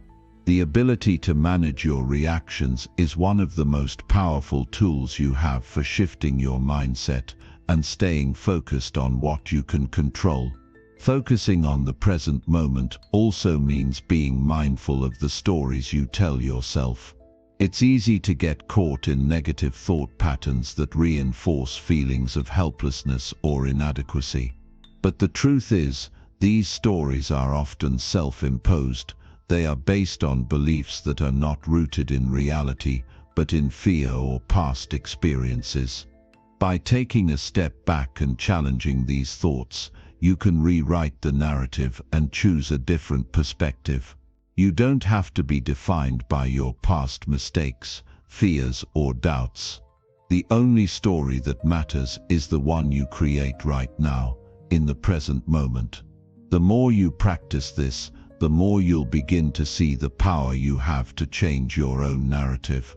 Another essential aspect of focusing on what you can control is cultivating emotional resilience. Life will always present challenges, but your ability to bounce back from adversity is what will ultimately determine your success. Resilience doesn't mean avoiding difficult emotions, it means feeling those emotions without allowing them to control you. It means acknowledging pain, frustration, or fear, and then choosing to move forward anyway. When you embrace your emotions rather than fight them, you create the mental and emotional space to choose how you respond. Sometimes, the hardest part of focusing on what you can control is accepting that there are things you simply cannot change. It's a tough pill to swallow, but understanding the limits of your influence allows you to redirect your energy into areas where you do have control. You can't change the past, and you can't predict the future, but you can choose how you live in the present. This acceptance frees up mental and emotional energy that can be channeled into productive actions. By focusing on what you can control, you stop wasting time on things that will never change, and instead direct your energy toward what will move you forward. It's important to remember that focusing on what you can control is not about disregarding the bigger picture. It's about taking ownership of your immediate reality and making the most of what you can influence. The more you focus on your present choices and actions, the more you create a life that reflects the values and goals you care about most. And in doing so, you build a life that's resilient, grounded, and purposeful, no matter what life throws your way. When you embrace this mindset, you realize that the power is always in your hands. No matter the external circumstances, you have the ability to decide where you focus your energy. And that focus will determine the direction of your life. By consistently choosing what you can control, you take back your power and create the life you want to live. It all starts with the present moment, and the present moment is yours to shape. Chapter 9. Train your brain to handle stress with purpose. Stress is something that every person will encounter at some point in life, whether it's due to work, relationships, or personal challenges. It can feel like an overwhelming force that pushes us to our limits, making us anxious, frustrated, or even fearful. But stress doesn't have to be a permanent condition. In fact, it can be a powerful catalyst for growth if you train your brain to handle it with purpose. When you learn to manage stress effectively, you not only protect your mental and physical well-being, but also set the stage for becoming stronger, more resilient, and more capable of navigating life's challenges. At its core, stress is a natural response to pressure, danger, or demand. Your body releases hormones like adrenaline and cortisol, preparing you for action. This is known as the fight or flight response, and it's something that kept our ancestors alive when faced with immediate danger. However, in today's world, stress is often triggered by more mundane issues, deadlines, relationship problems, financial struggles, and without the right mental tools, it can escalate and become detrimental to our well-being. The first step in training your brain to handle stress is recognizing that not all stress is bad. In fact, certain types of stress can be motivating, driving you to perform at your best. When approached correctly, stress can help you focus, enhance creativity, and provide the energy needed to overcome obstacles. But this only happens when you manage it consciously. If left unchecked, stress can spiral out of control, affecting your health, productivity, and relationships. That's why training your brain to respond to stress with purpose is essential.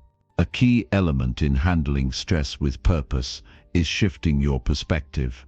Instead of seeing stress as something negative, try to view it as a signal that something important is happening in your life. Stress often arises when we face situations that challenge us, push us out of our comfort zones, or force us to make decisions. Instead of avoiding or fearing these moments, embrace them. They are opportunities for growth, learning, and transformation. By reframing your mindset, you begin to see stress as a tool for progress rather than a threat to your well-being. Once you begin to see stress as an opportunity for growth, you can start to train your brain to handle it more effectively. One of the most powerful ways to do this is through mindfulness. Mindfulness is the practice of staying present in the moment without judgment. When you're stressed, your mind tends to race, jumping from one worry to the next. But when you practice mindfulness, you learn to observe your thoughts and feelings without being controlled by them. This simple but powerful technique can help you detach from the emotional intensity of stress and respond to it with clarity and calmness. Mindfulness allows you to step back and assess the situation objectively. When you're mindful, you're able to observe your stress without getting caught up in the panic or anxiety that often accompanies it. You become the observer of your thoughts rather than the victim of them. This shift in perspective helps you gain control over your response to stress, enabling you to approach the situation with a clear mind and purposeful action. Another important aspect of training your brain to handle stress is developing emotional regulation skills. When stress triggers strong emotions like anger, fear, or frustration, it's easy to react impulsively. But when you're able to regulate your emotions, you avoid making rash decisions that could lead to regret. Emotional regulation is the ability to acknowledge your feelings without allowing them to dictate your actions. It's the difference between reacting emotionally and responding with thoughtfulness and intention.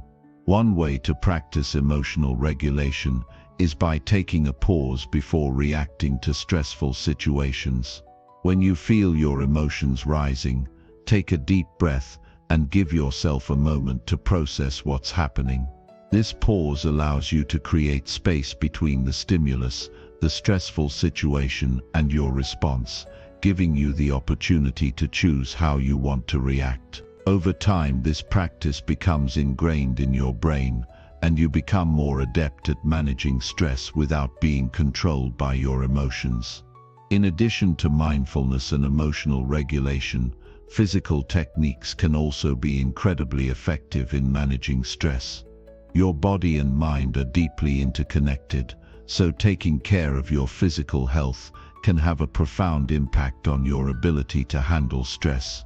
Regular physical exercise, for example, helps to reduce the levels of cortisol in your body, which is the hormone responsible for stress. Exercise also triggers the release of endorphins, the feel-good hormones that help improve your mood and combat stress. Exercise is not only good for your body, but also for your brain. Physical activity improves cognitive function, boosts memory, and enhances your ability to focus. When you make exercise a regular part of your routine, you train your brain to better handle the physical and mental demands of stress. Whether it's going for a run, doing yoga, or lifting weights, find an activity that you enjoy and commit to it. The more you move your body, the more equipped your brain becomes to handle the stress that comes your way. In addition to exercise, getting enough sleep is another crucial factor in stress management. Sleep is when your body and brain recover, recharge, and reset. Without adequate rest, your brain becomes less effective at managing stress, and your ability to regulate emotions diminishes. Prioritize your sleep by creating a healthy sleep routine, limiting screen time before bed, and ensuring that your sleep environment is conducive to rest. A well-rested brain is more resilient, focused, and capable of handling stress with purpose. Another powerful tool in managing stress is time management. Often stress arises when we feel overwhelmed by the demands of life. A lack of structure or an inability to prioritize can make tasks seem insurmountable. By learning to manage your time effectively, you can alleviate much of this stress. Break down large tasks into smaller, more manageable steps and set realistic deadlines for yourself. This will not only help you avoid procrastination, but also provide you with a sense of control over your workload. Time management is also about saying no to things that don't align with your goals or values. Overcommitting yourself is a surefire way to create unnecessary stress. Be mindful of your limits and learn to set healthy boundaries. When you focus on the tasks that matter most and eliminate distractions, you reduce the mental clutter that can contribute to stress. Time management is about making intentional choices that allow you to focus on what truly matters. Finally, remember that stress is not something to be avoided or eliminated entirely.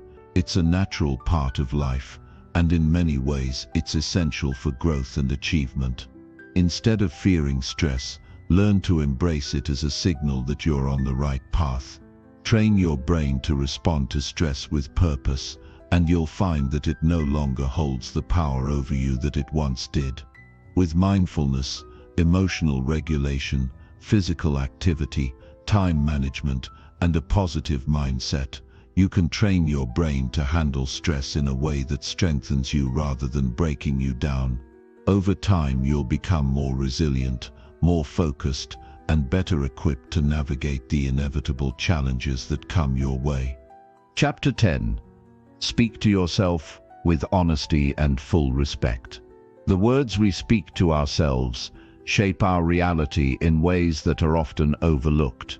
Our inner dialogue is the voice that accompanies us through every challenge, every success, and every step we take. It's the voice that either encourages us to keep going or holds us back with self-doubt and criticism. Many people go through life without ever stopping to question what they're telling themselves on a daily basis. The language we use with ourselves has immense power. It can either fuel us to take bold actions or keep us trapped in cycles of insecurity and fear. Speaking to yourself with honesty and full respect is not just about being kind to yourself. It's about embracing the truth of who you are and recognizing your inherent worth. Too often, we engage in negative self-talk, telling ourselves that we're not good enough, capable enough, or worthy enough. This constant barrage of negativity can erode our self-confidence and prevent us from reaching our full potential. But when you learn to speak to yourself with honesty and respect, you transform the way you perceive yourself and the world around you.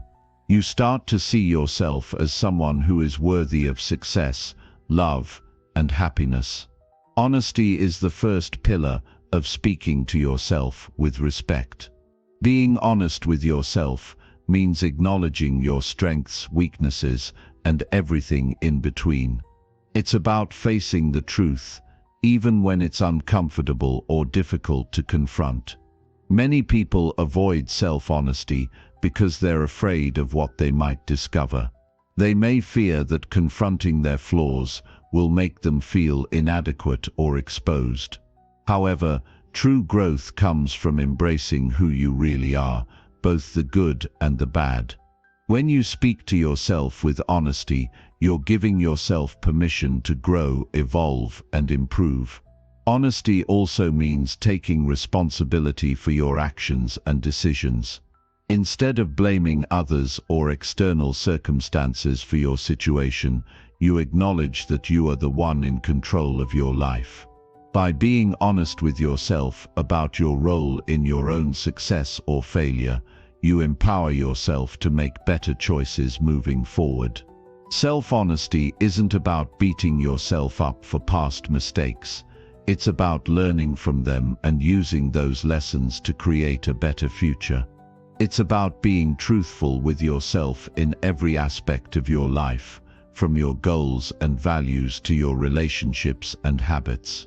Respect is the second pillar of speaking to yourself with honesty. Respecting yourself means treating yourself with the same kindness, compassion, and understanding that you would offer to a loved one.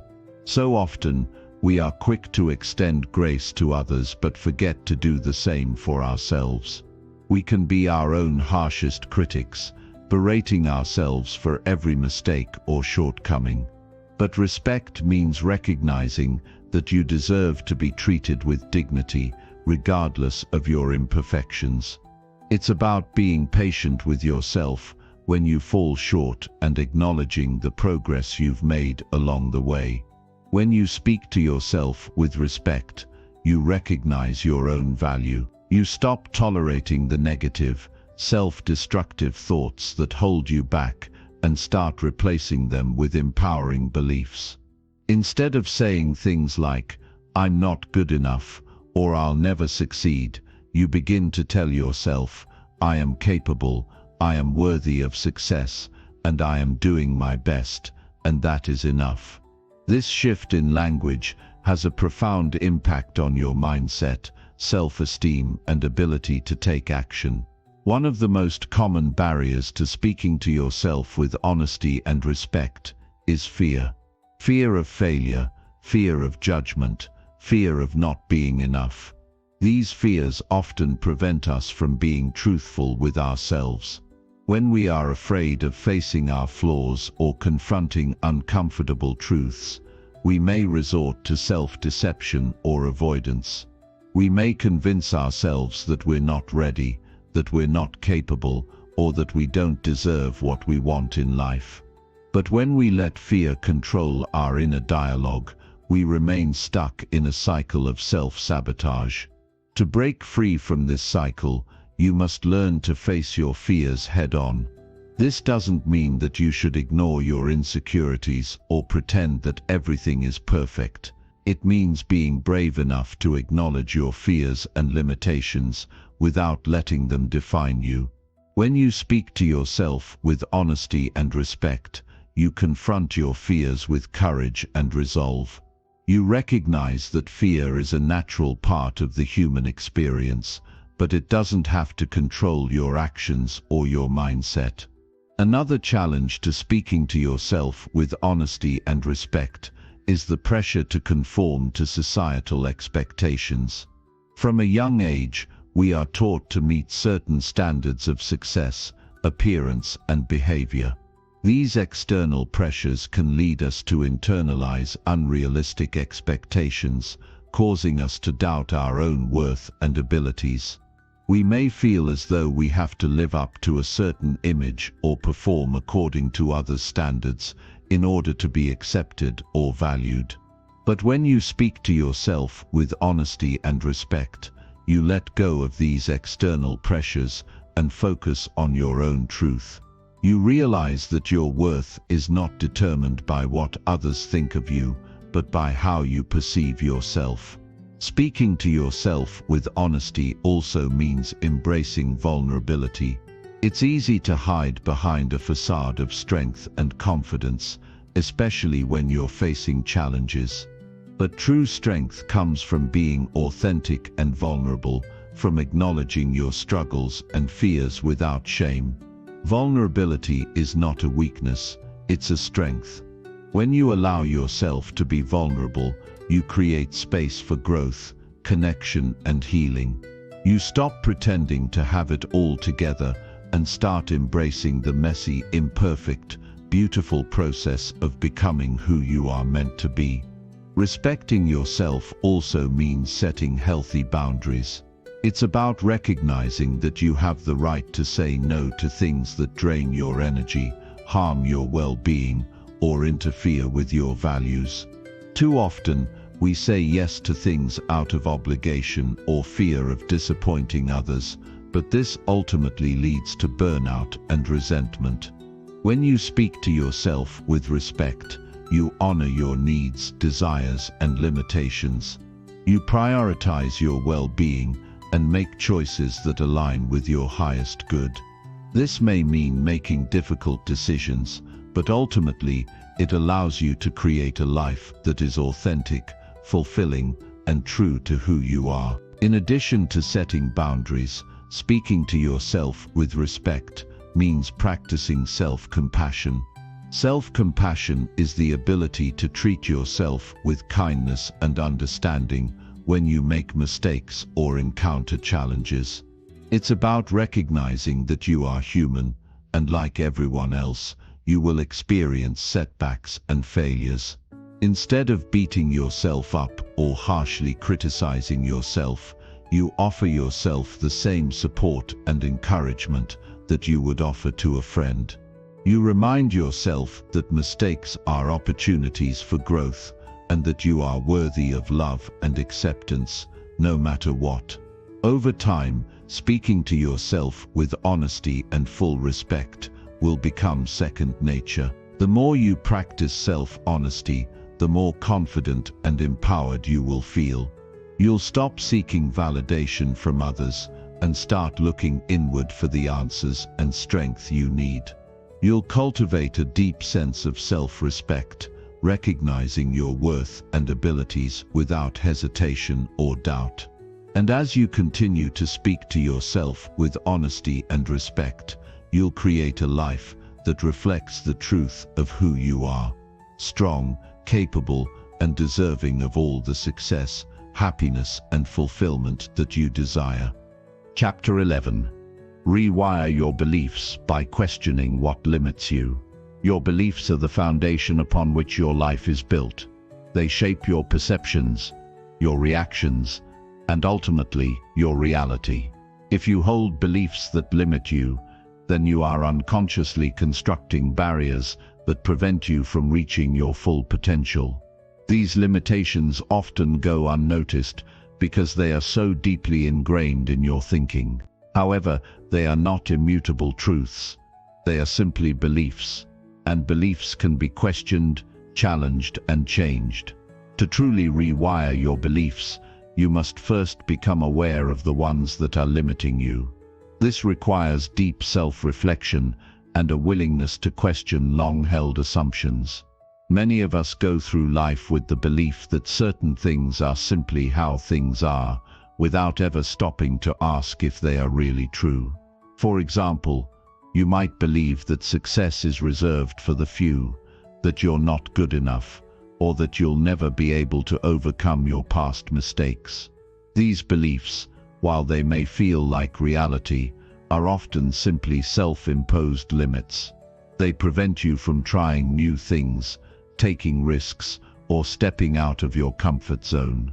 If you want to rewire these beliefs, you must first recognize them for what they are: thoughts and perceptions that are holding you back.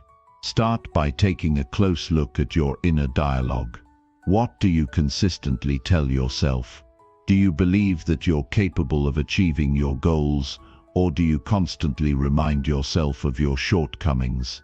Do you think that obstacles are insurmountable, or do you see them as challenges to overcome? If you find that your thoughts are dominated by negativity and self-doubt, it's a clear sign that your beliefs are limiting you. Once you've identified the beliefs that are restricting your growth, the next step is to question their validity. Ask yourself, is this belief truly true? What evidence do I have to support it? Have I ever achieved something that contradicts this belief?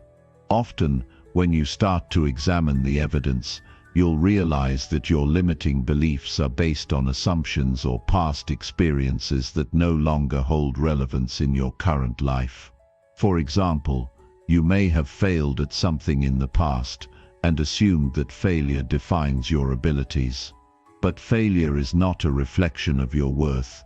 It is simply a stepping stone on the path to success. When you challenge the belief that failure equals inadequacy, you begin to free yourself from its grip.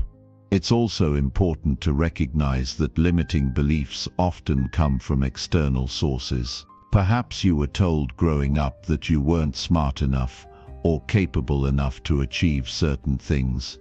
Maybe someone in your life, whether intentionally or unintentionally, instilled these limiting beliefs in you. But just because someone else believed these things about you doesn't mean they are true.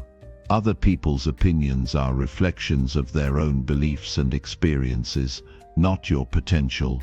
When you start to question these external influences, you can separate what you truly believe about yourself from what others have told you to believe. Rewiring your beliefs requires you to take a critical look at the stories you tell yourself. We all have narratives that we repeat in our minds, often without even realizing it. These stories define how we view the world and our place within it. Some of these stories empower us, while others hold us back. If you believe that success is reserved for others, you will subconsciously act in ways that make success seem unattainable. On the other hand, if you believe that success is something you can achieve through hard work and perseverance, you will be more likely to take consistent action toward your goals. The story you tell yourself shapes your actions, and your actions ultimately create your reality. When you change the story you tell yourself, you change your perception of what is possible. If you consistently reinforce the belief that you are capable of achieving greatness, you will start to see opportunities where you once saw obstacles. You will develop a mindset that is focused on growth rather than limitation. This shift in perspective is essential if you want to rewire your beliefs. The more you affirm your own potential, the more you will begin to believe in it. One powerful tool in rewiring your beliefs is the practice of visualization. Visualization allows you to mentally rehearse success before it happens. By vividly imagining yourself achieving your goals, you start to create a new belief about what is possible for you. When you visualize yourself succeeding, you reinforce the belief that success is not only possible, but inevitable. This practice helps you break free from the limitations of your old beliefs and step into a new reality where you are in control of your own destiny. In addition to visualization, it's important to surround yourself with influences that support your growth. The people you spend time with, the books you read, and the media you consume all play a role in shaping your beliefs. If you surround yourself with negative limiting influences, you will find it much harder to break free from your old beliefs. On the other hand, if you surround yourself with people who believe in their own potential and encourage you to do the same, you will be more likely to adopt empowering beliefs. Seek out mentors, coaches, or communities that inspire you to challenge your limitations and reach for higher levels of success. The process of rewiring your beliefs is not a quick fix, it's a long-term commitment. It requires consistent effort, patience, and dedication. There will be setbacks along the way, and old limiting beliefs may resurface. But the key is to recognize them for what they are, temporary thoughts that do not define your reality. Every time you challenge a limiting belief and replace it with a more empowering one, you are one step closer to creating the life you truly want. As you rewire your beliefs, you will also need to take action. Beliefs alone will not create change. It is through consistent effort that your beliefs are reinforced and made real. For example, if you believe that you are capable of running a marathon, you must take action by training, preparing, and putting in the work. Your belief in your ability to run a marathon will not manifest without the necessary steps. But when you combine a belief in your potential with purposeful action, you start to see results. Action is the bridge between belief and reality. Rewiring your beliefs also means letting go of perfectionism. Many people hold themselves back from taking action because they are afraid of making mistakes or failing. But failure is not the opposite of success. It is a part of the process. Embrace the idea that mistakes are valuable lessons that will help you grow. The more you let go of the need to be perfect, the more freedom you will have to take risks and pursue your goals with confidence. Remember that you are in control of your beliefs. You can choose to let go of the ones that limit you and replace them with ones that empower you. As you do this, you will begin to notice changes in how you approach challenges, opportunities, and life itself. You will start to see yourself as someone who is capable of achieving great things, and you will take the necessary steps to make those things a reality. Rewiring your beliefs is not a one-time event. It is an ongoing process of growth, self-discovery, and transformation. Keep questioning the beliefs that limit you and replace them with the ones that will propel you forward. By doing so, you will unlock your true potential and create a life that reflects the greatness within you. Chapter 12. Visualize your progress every morning with intention. Every morning when you wake up, you have a blank slate. A new day filled with infinite possibilities. The first few moments of your day set the tone for what's to come. They influence your mindset, your attitude, and the actions you take. One of the most powerful ways to harness this fresh start is through visualization. If you practice visualization with intention, it has the potential to transform your entire day, your mindset, and ultimately, your life. It's not a practice that just stays in your mind. It shapes your reality, actions, and the choices you make. Visualization is the process of mentally rehearsing your goals, your progress, and your desired outcomes. But the key is doing this with intention. It's not enough to simply imagine success. You need to visualize with clarity, with purpose, and with a deep belief that the progress you see is achievable.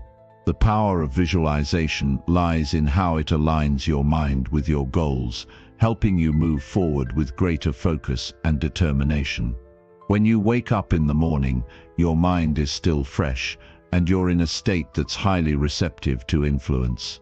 The first thoughts you entertain, the first things you focus on, will shape your perception of the day. That's why it's so important to start each morning by visualizing your progress. Not only should you visualize the end goal, but you should also vividly imagine the steps along the way. See yourself taking consistent, focused actions that bring you closer to your goals. Visualize the work you need to do, the decisions you will make, and the challenges you'll overcome. Imagine how each action compounds to bring you closer to your desired result. Start by sitting quietly for a moment and breathing deeply. Close your eyes and picture the outcome you desire. Whether it's a career milestone, a personal achievement, or simply a day where you're performing at your best, visualize it as vividly as possible. See the details clearly. What does success look like for you? What does it feel like? Let the emotions of that success fill you up. When you see your goals with this level of detail, your mind becomes attuned to what is needed to make that success a reality. But visualization doesn't stop there. It's not just about imagining the end result, it's about aligning your mind with the process. Visualize yourself progressing step by step. Visualize how each action you take contributes to the larger vision. Imagine how you'll stay focused when distractions arise, how you'll push through challenges, and how you'll stay disciplined even when things get tough. These are the moments that matter. This is where the power of intention comes in. The more intentional your visualization, the more real and achievable it feels. The more you visualize these small wins, the easier it becomes to focus on what truly matters and take the necessary action. When you visualize your progress, you're not just thinking about an outcome. You're training your brain to become familiar with success, to recognize the necessary actions, and to reinforce the belief that it's possible. This practice rewires your brain, building neural pathways that help you stay on track. The more consistently you visualize your goals, the more your mind expects success. It helps to eliminate doubt and fosters a mindset that believes in the possibility of achievement. Another powerful aspect of visualization is the way it reinforces positive emotions. When you picture yourself making progress, you connect with the emotions that accompany your success. You feel the pride of a job well done, the satisfaction of overcoming obstacles, and the excitement of moving closer to your goals. These emotions are what propel you forward. When you attach positive feelings to the process of working toward your goals, you build momentum that fuels your actions. Visualization helps you associate hard work, dedication, and perseverance with positive emotions, making the entire journey feel more fulfilling. One important thing to remember is that visualization is not about escaping reality. It's about preparing your mind for it. You visualize not only the moments of success, but also the challenges. This way, when you encounter setbacks or obstacles, your mind is already prepared to handle them. You've already seen yourself overcoming challenges, so when they arise, they don't feel like insurmountable roadblocks.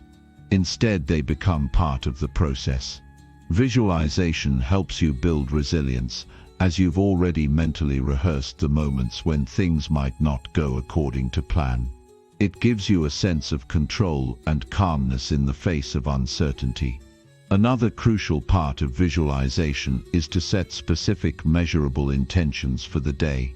It's not enough to just visualize vague success. To make this practice truly effective, you must visualize your progress in actionable terms. Each morning, think about what you need to do today to move closer to your long-term goals. Break your bigger goals into smaller tasks and focus on the ones that are most important. Visualizing your progress includes knowing the specific steps you will take to make that progress a reality. Whether it's a meeting you need to prepare for, a workout you need to complete, or a deadline you need to meet, visualize yourself accomplishing these tasks with focus and clarity. Once you've visualized your actions, it's important to visualize yourself completing them with a sense of fulfillment. Don't just see the task as something you have to get done. Imagine how good it feels when you've completed it. Visualization connects your actions to positive outcomes, which strengthens your motivation to take those actions. The more you associate your daily tasks with feelings of success, the easier it becomes to stay committed to them. It's also important to note that the power of visualization comes from the consistency of the practice. This isn't something that will change your life overnight. The key is to make visualization a daily habit, something that you do every morning with intention. Just like building physical strength takes consistent effort, so does mental strength. The more regularly you visualize your progress, the more ingrained it becomes in your mind. It's a practice that compounds over time, gradually aligning your mind and actions with the goals you're working toward. To make visualization even more powerful, try to incorporate all your senses. Don't just visualize the outcome, engage with it, hear the sounds, feel the emotions, and even smell the success. The more you immerse yourself in the experience, the stronger the effect of visualization. Engaging your senses in this way helps to make the visualized experience more real and vivid in your mind, allowing you to internalize it more deeply. Lastly, remember that visualization is not a passive activity. It is a mental rehearsal that prepares you for action. As you visualize your progress, remind yourself that you have to do the work to make it happen. The visualization gives you the mental clarity and focus you need, but it's up to you to follow through. The power of this practice lies not just in imagining success, but in taking the necessary actions to make that success a reality. Every morning, as you visualize your progress, remind yourself that your thoughts are aligned with your intentions, and your actions will follow. When you make visualization a consistent, intentional part of your daily routine, you tap into a powerful tool that propels you toward your goals. It helps you stay grounded, focused and motivated throughout the day. Visualization helps you begin each day with clarity, purpose, and confidence. When you consistently visualize your progress, you rewire your brain to expect success, to embrace challenges, and to take inspired action. Over time, this practice builds momentum and leads to powerful transformation. So each morning, take a few moments to center yourself, breathe deeply, and visualize the progress you'll make that day. And remember, the more clearly you see it, the more likely it is to become your reality. Chapter 13.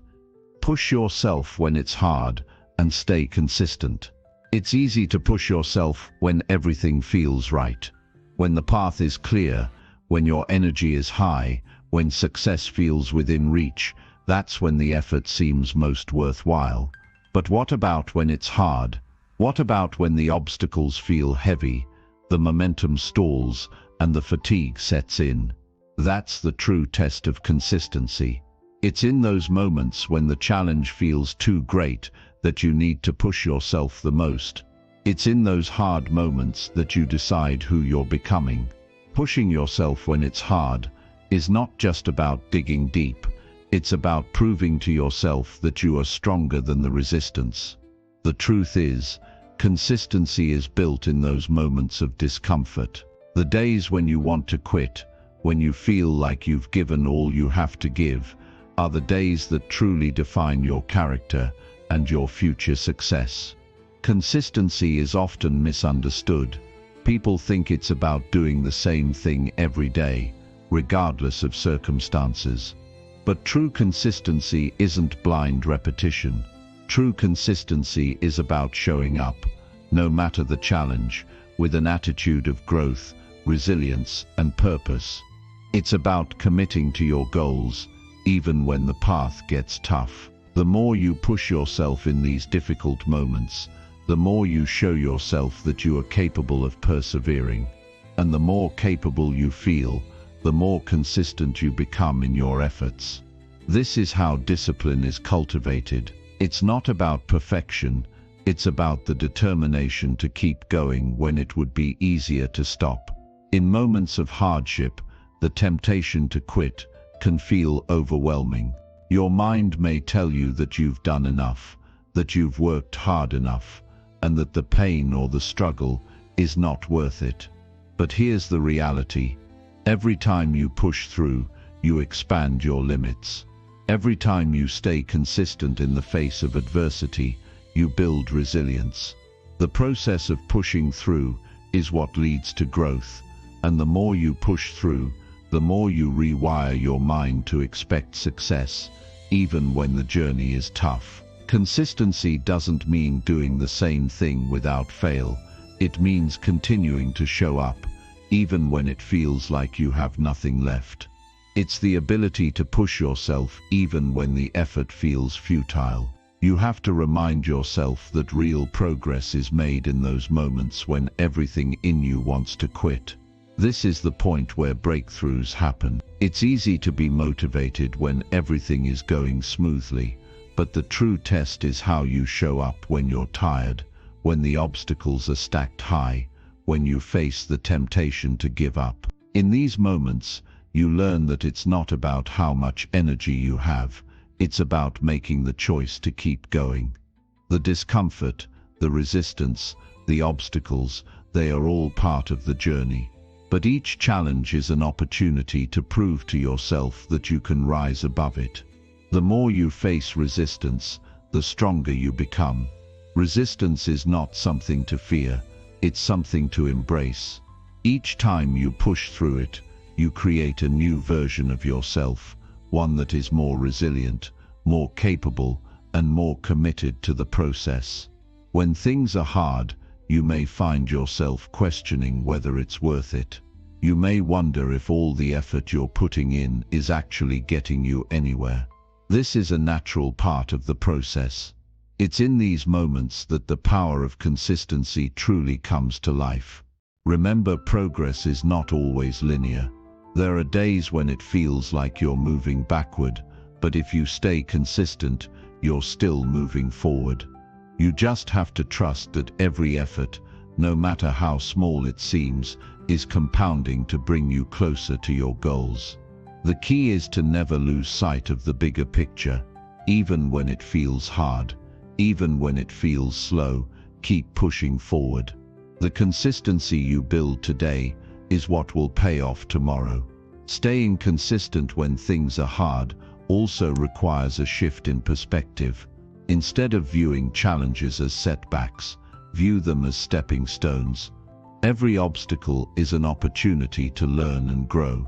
It's not the challenge that defines you, it's how you respond to it. The ability to stay consistent in tough times is a testament to your mental toughness, your determination, and your long-term vision. When things get tough, it's crucial to remind yourself that these moments of struggle are temporary. The discomfort you feel now will eventually give way to growth. When you push through, you make progress, and with every step you take, you get closer to the person you want to be. It's easy to feel overwhelmed when you face challenges, but the key is not to focus on how hard things are in the moment. Instead, focus on the steps you need to take to get through it. When you break it down into manageable actions, the burden feels lighter. Focus on the next step, not the entire journey. When you're in the thick of it, just keep moving. Keep putting one foot in front of the other. Consistency doesn't require perfection. It requires perseverance. It's about committing to the process, even when you don't feel like it, and taking it one step at a time. In those moments when everything feels hard, ask yourself, what is my why? Why did you start this journey in the first place? What do you want to achieve? Your why is the fuel that keeps you going when the fire seems to be burning out. When you stay connected to your purpose, you find the strength to keep going, even when it's hard. When you're clear about your reason for pushing forward, every difficult moment becomes a part of a much larger story. Each challenge you face is one step closer to fulfilling your purpose. It's also important to acknowledge the progress you've made, even in difficult times. It's easy to become so focused on the end goal that you forget to recognize the small wins along the way. Every time you push through a hard moment, you are making progress. Every time you stay consistent, no matter how small the task, you are moving forward. Acknowledge these victories, celebrate them, and use them as fuel to keep going. The more you recognize your growth, the more motivated you'll become. You will face times when staying consistent feels like an uphill battle. There will be days when you want to quit, days when you question if it's worth it, and days when the resistance feels insurmountable. But it's precisely in these moments that you need to remember that you have the power to push through. Consistency is not about avoiding the struggle, it's about committing to show up, even when things are tough. When you push yourself in the hardest moments, you prove to yourself that you are stronger than any obstacle. This journey isn't easy, and it's not supposed to be. But the hardest moments are often the ones that shape you the most. By staying consistent and pushing through, you develop the resilience you need to achieve greatness. Remember that no matter how hard it gets, you are always capable of more than you think. The power to keep going, even when it's hard, is what will set you apart. Push yourself when it's hard. Stay consistent and watch how your persistence creates the success you've been working for. Chapter 14. Challenge every excuse that holds you back daily. Every day, we face a barrage of excuses. These excuses are like walls that we build around ourselves, telling us why we can't take action, why we can't pursue our dreams, why we can't push through adversity. These excuses may seem harmless at first, but they are the silent killers of progress. Each one whispers that you're not capable, not ready, or not worthy. They feed into our doubts and insecurities, chaining us to a place of comfort and stagnation. But if you want to break free and build the life you truly desire, you must challenge these excuses every single day. The first step is recognizing them for what they are, lies that your mind tells you in order to protect you from discomfort. These lies are often built on fear, uncertainty, or a lack of confidence. They are not rooted in truth, but in the perception of your limitations. When you challenge your excuses, you step into the realm of possibility. You take control of the narrative and stop letting fear dictate your actions. Think about the last time you made an excuse for not doing something important. Maybe it was putting off a workout, avoiding a difficult conversation, or procrastinating on a task that you knew would move you forward. The excuse you gave was likely something like, "I don't have enough time, I'm too tired, or I'm not in the right headspace." These are the most common excuses we use to avoid discomfort. They give us a reason to delay taking action. They give us an easy out, a way to avoid confronting the challenge head-on. But every time you give in to an excuse, you make it harder to take action the next time. Excuses become habitual. They start to feel like truths, and soon you stop questioning them altogether. But here's the reality: you will never be in the perfect place to start. You will never have everything figured out.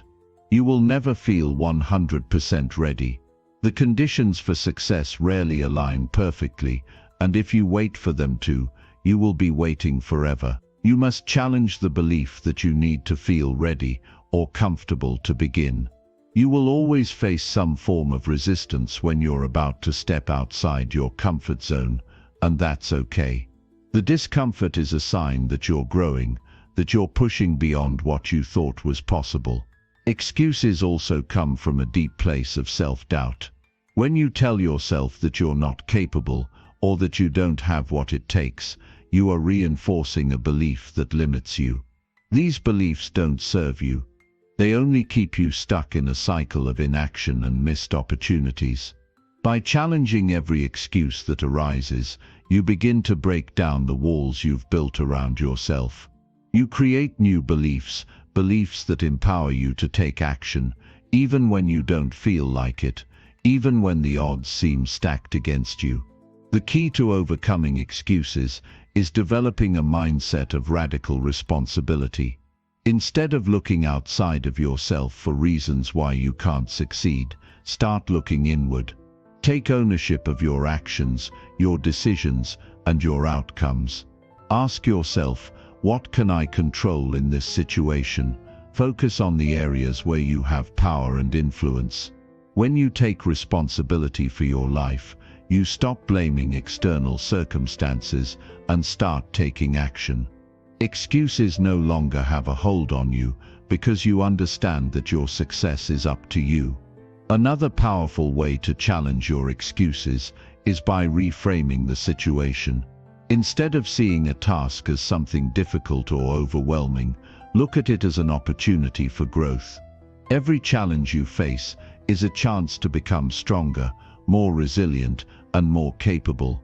When you shift your perspective, you change the way you approach challenges.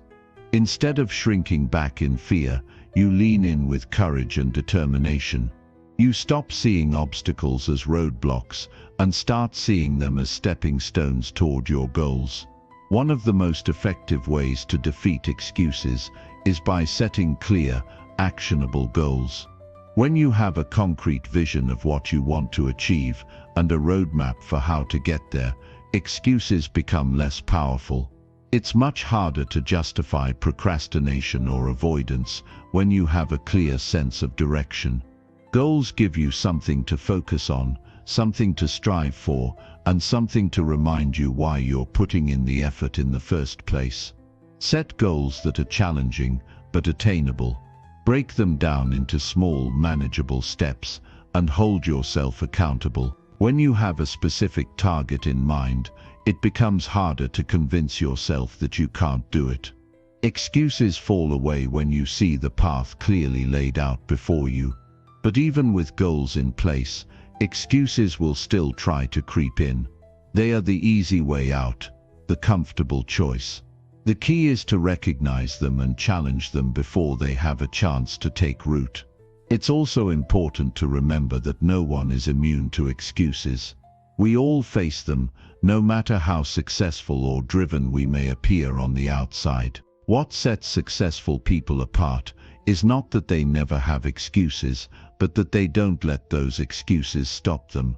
They challenge them, push through them, and keep moving forward despite them. Success is not about avoiding difficulties, it's about developing the mental toughness to keep going when the going gets tough. When you find yourself making an excuse, ask yourself a simple question: what would I do if this excuse didn't exist? When you remove the excuse from the equation, what's left is the truth. You can do it.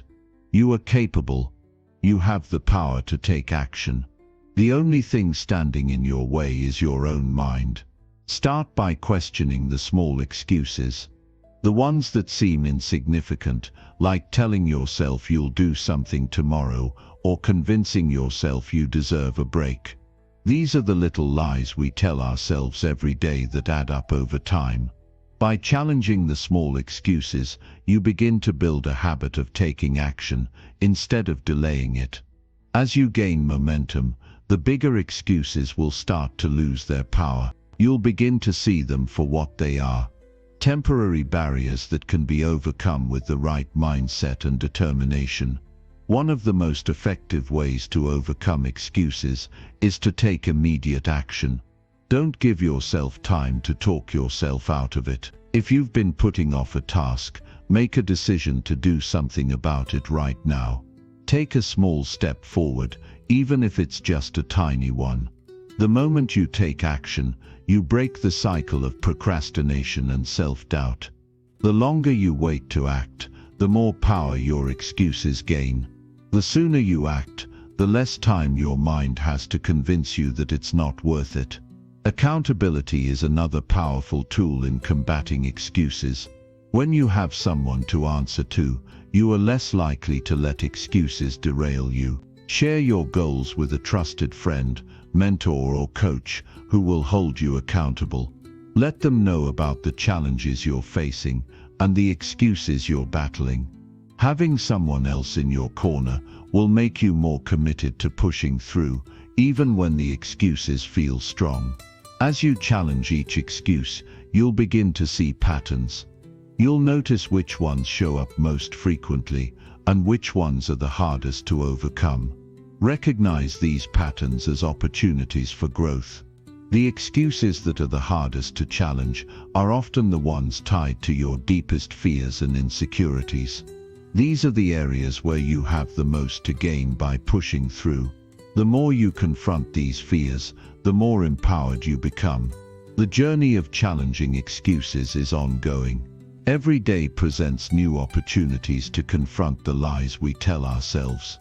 The key is to stay vigilant. The more you challenge your excuses, the more you strengthen your ability to take consistent, purposeful action. You stop letting excuses hold you back from your dreams and start stepping into the life you've always wanted to create. Chapter 15. Develop patience by staying present in every moment. Patience is a powerful force, one that can shape the course of your life in ways that instant gratification never could. We live in a world that demands immediacy. Everything is expected to happen now, in the blink of an eye, whether it's the instant delivery of our food, the quick fixes in our personal lives, or the constant desire for immediate results in our work. We are conditioned to believe that everything should be at our fingertips, ready and waiting. However, real growth and meaningful progress don't happen in a rush. They unfold slowly, steadily, and deliberately over time. Developing patience begins by embracing the present moment and resisting the urge to rush through life. We often forget that every single moment we are living in is a gift, an opportunity for growth and self-discovery. But in our fast-paced world, we can easily overlook the present, always thinking ahead, always rushing to the next thing. It's easy to get caught up in the chase for future achievements, but the only way to truly cultivate patience is to learn how to stay present and fully engaged with what is happening right now. When we stay present, we step out of the constant noise of our minds and into the quiet stillness of the moment. In this space, we can access our most grounded and centered self. It's here that we can begin to reframe how we think about time, success, and progress. Rather than feeling anxious about what's to come, we can appreciate what is already unfolding. Staying present means embracing the journey, no matter how slow or challenging it may feel at times. It's about trusting that everything you are experiencing right now is exactly what you need for your growth. Patience starts with awareness. It's about recognizing when you are becoming impatient and understanding the underlying reasons for that impatience. Often, impatience arises when we feel like we're not where we should be. We compare ourselves to others or to an idealized version of what we believe success looks like, and we judge ourselves harshly for not being there yet. But this line of thinking is dangerous. It leads to unnecessary stress, frustration, and self-criticism. The truth is, there is no should in life. There is only where you are right now. The present moment is all that matters. It's the only place where change can happen, and it's the only place where you have the power to act. When you stay focused on the present, you start to see life differently. Instead of getting lost in the future or past, you begin to find beauty and meaning in the present. You recognize that every step you take, no matter how small, is a part of the journey. This mindset shift can help you cultivate patience by understanding that growth takes time and that there is no need to rush. You are exactly where you need to be. One of the most common causes of impatience is the desire for immediate results. We live in a world that glorifies speed. We want success now. We want the promotions, the achievements, the accolades, and the recognition all in the blink of an eye. But patience teaches us a different lesson. It reminds us that true success is built over time, through consistent effort, reflection, and dedication. It is not something that can be rushed or forced. The danger of seeking instant results is that it can lead to burnout, disappointment, and a sense of dissatisfaction. When you expect immediate results, you set yourself up for frustration because the process of growth is rarely linear. There are twists, turns, setbacks, and detours along the way. Patience teaches us to embrace these moments of uncertainty as part of the process. It helps us understand that failure is not a sign of defeat, but a natural part of learning and growth. This is why staying present is so important. When you focus on the moment, you release the pressure of the future and the expectations that come with it. You can approach each challenge, each task, and each day with the mindset that you are exactly where you need to be, no matter how slow the progress may feel. Patience comes not from waiting passively, but from actively engaging in the process, trusting that every step forward is taking you closer to where you want to be. One of the most powerful practices to develop patience is to slow down. In a world that constantly pushes us to move faster, slowing down feels almost counterintuitive. Yet, it's in the slowing down that we find the space to truly experience life. When you allow yourself to move at a slower pace, you become more attuned to the present. You stop rushing through tasks, conversations, and moments, and instead you immerse yourself fully in what is happening right now. You learn to appreciate the journey, not just the destination. Slowing down allows you to savor each experience, to engage more deeply with your surroundings, and to listen to the subtle messages that life is offering you. It's in the quiet moments of stillness that you can find clarity, direction, and peace. By resisting the urge to rush, you give yourself the time and space to reflect, to understand, and to grow. Another key aspect of developing patience is learning to manage your expectations. We often set unrealistic timelines for ourselves, believing that we should have achieved more by a certain point. But when you challenge these timelines and let go of the need for immediate results, you free yourself from unnecessary pressure. You begin to understand that the path to success is rarely straightforward, and that each moment of waiting, each moment of uncertainty, is part of the bigger picture. When you learn to manage your expectations, you also cultivate a sense of self-compassion. You stop being so hard on yourself when things don't go according to plan. Instead of beating yourself up for not achieving your goals as quickly as you'd like, you approach yourself with understanding and kindness. You recognize that you are doing the best you can with the resources and circumstances available to you, and that is more than enough. Developing patience also requires you to embrace discomfort. It's easy to be patient when things are going smoothly, but true patience is tested when things aren't going as planned. When you face obstacles, setbacks, or delays, that's when your patience is really put to the test. But it's in these moments that patience becomes most powerful. When you can stay calm and centered, even in the face of adversity, you demonstrate resilience and inner strength. Patience doesn't mean passivity, it means maintaining your composure and continuing to move forward, even when things aren't going the way you expected. It's the ability to remain focused on the long-term goal and trust that everything will unfold in its own time. It's the awareness that while you cannot control everything, you can control how you respond to the circumstances around you. Finally, developing patience is an ongoing process.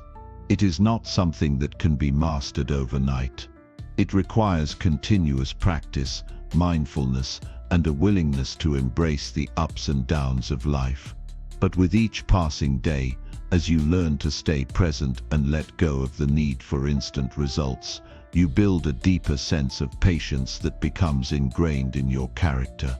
When you embrace patience, you align yourself with the natural rhythm of life.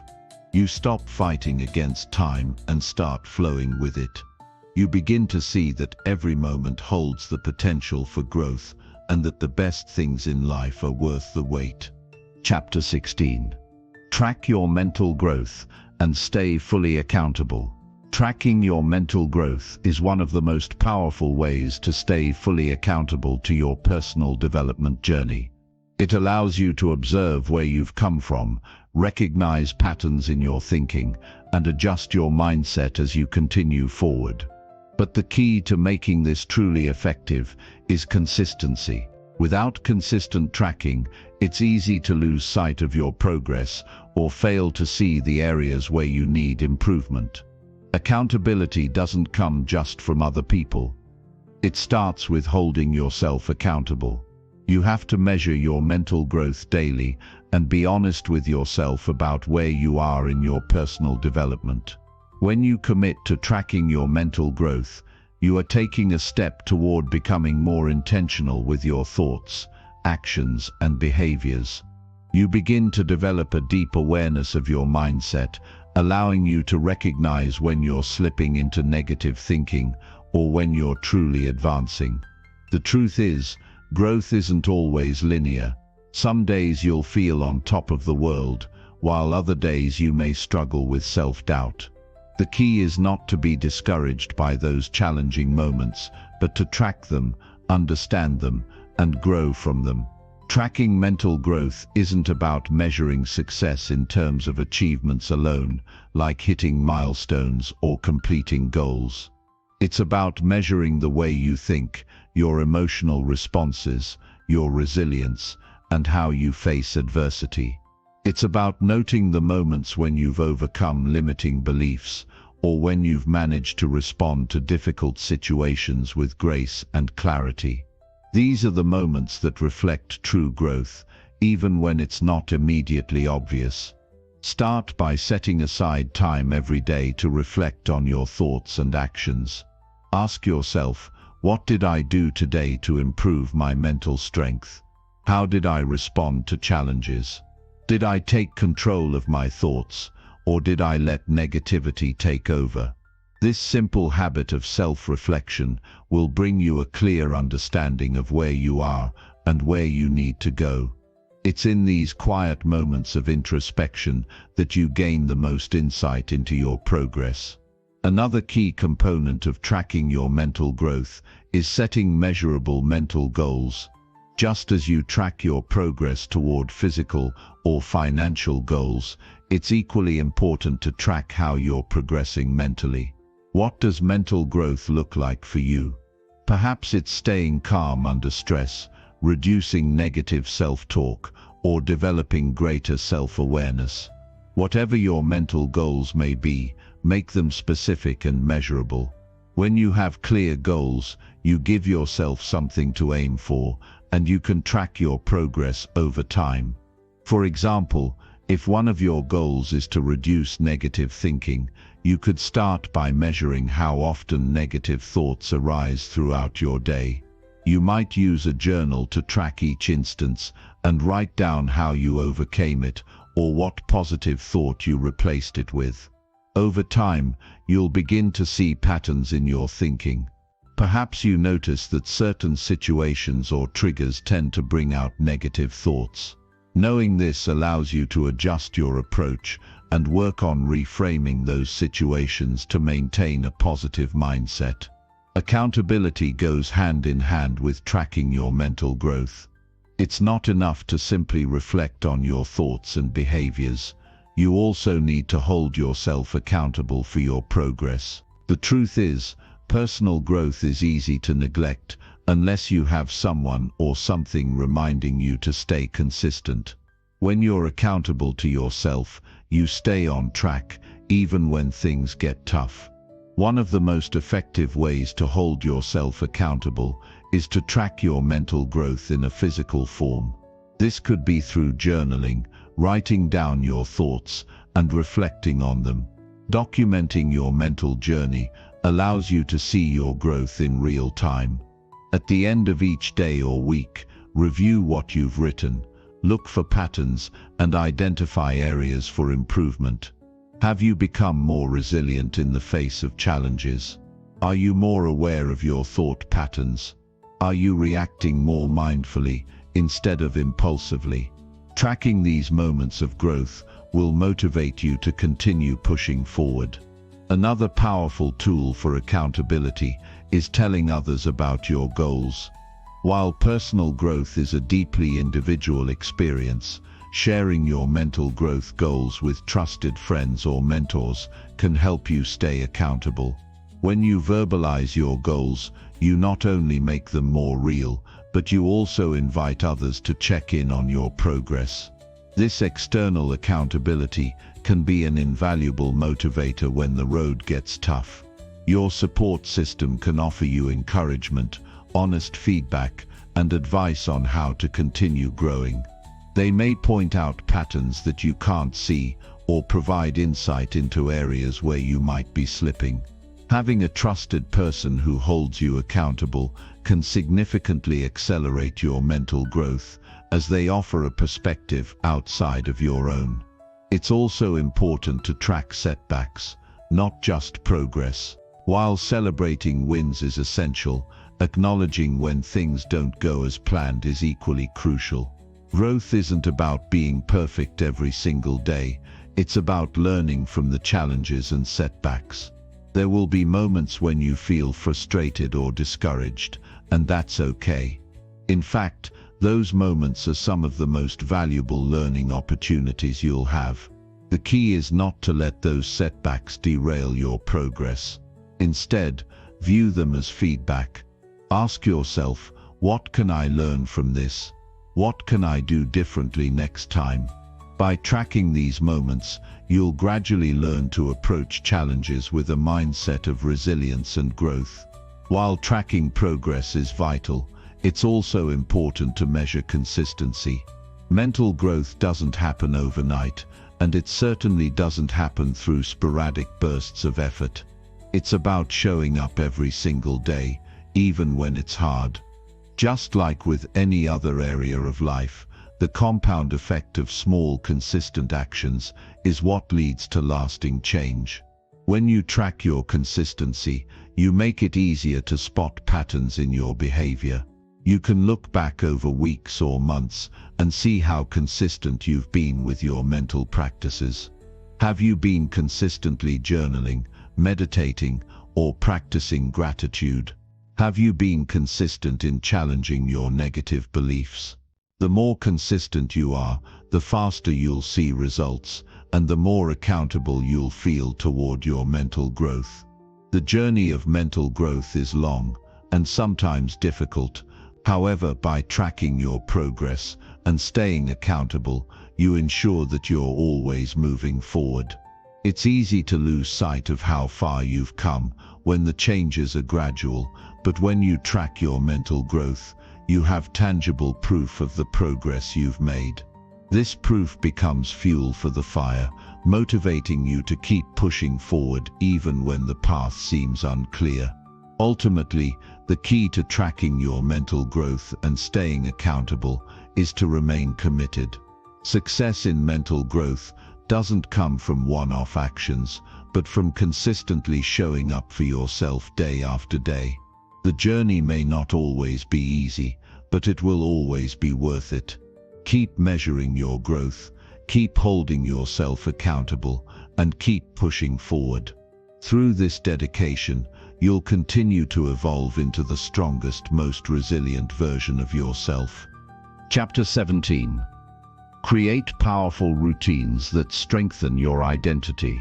Creating powerful routines that strengthen your identity is one of the most impactful strategies for developing lasting success and true personal transformation.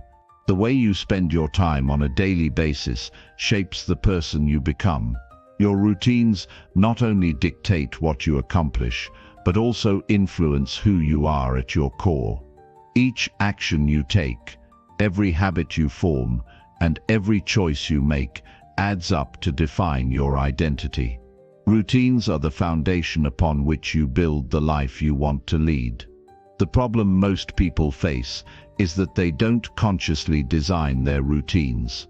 They fall into default habits, responding to whatever life throws at them without thinking about the long-term impact.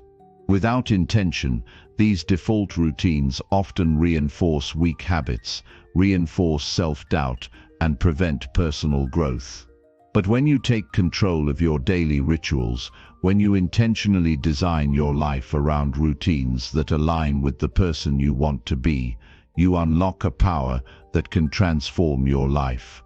It starts with understanding that identity isn't just a concept, it's something you create through the repeated actions you take.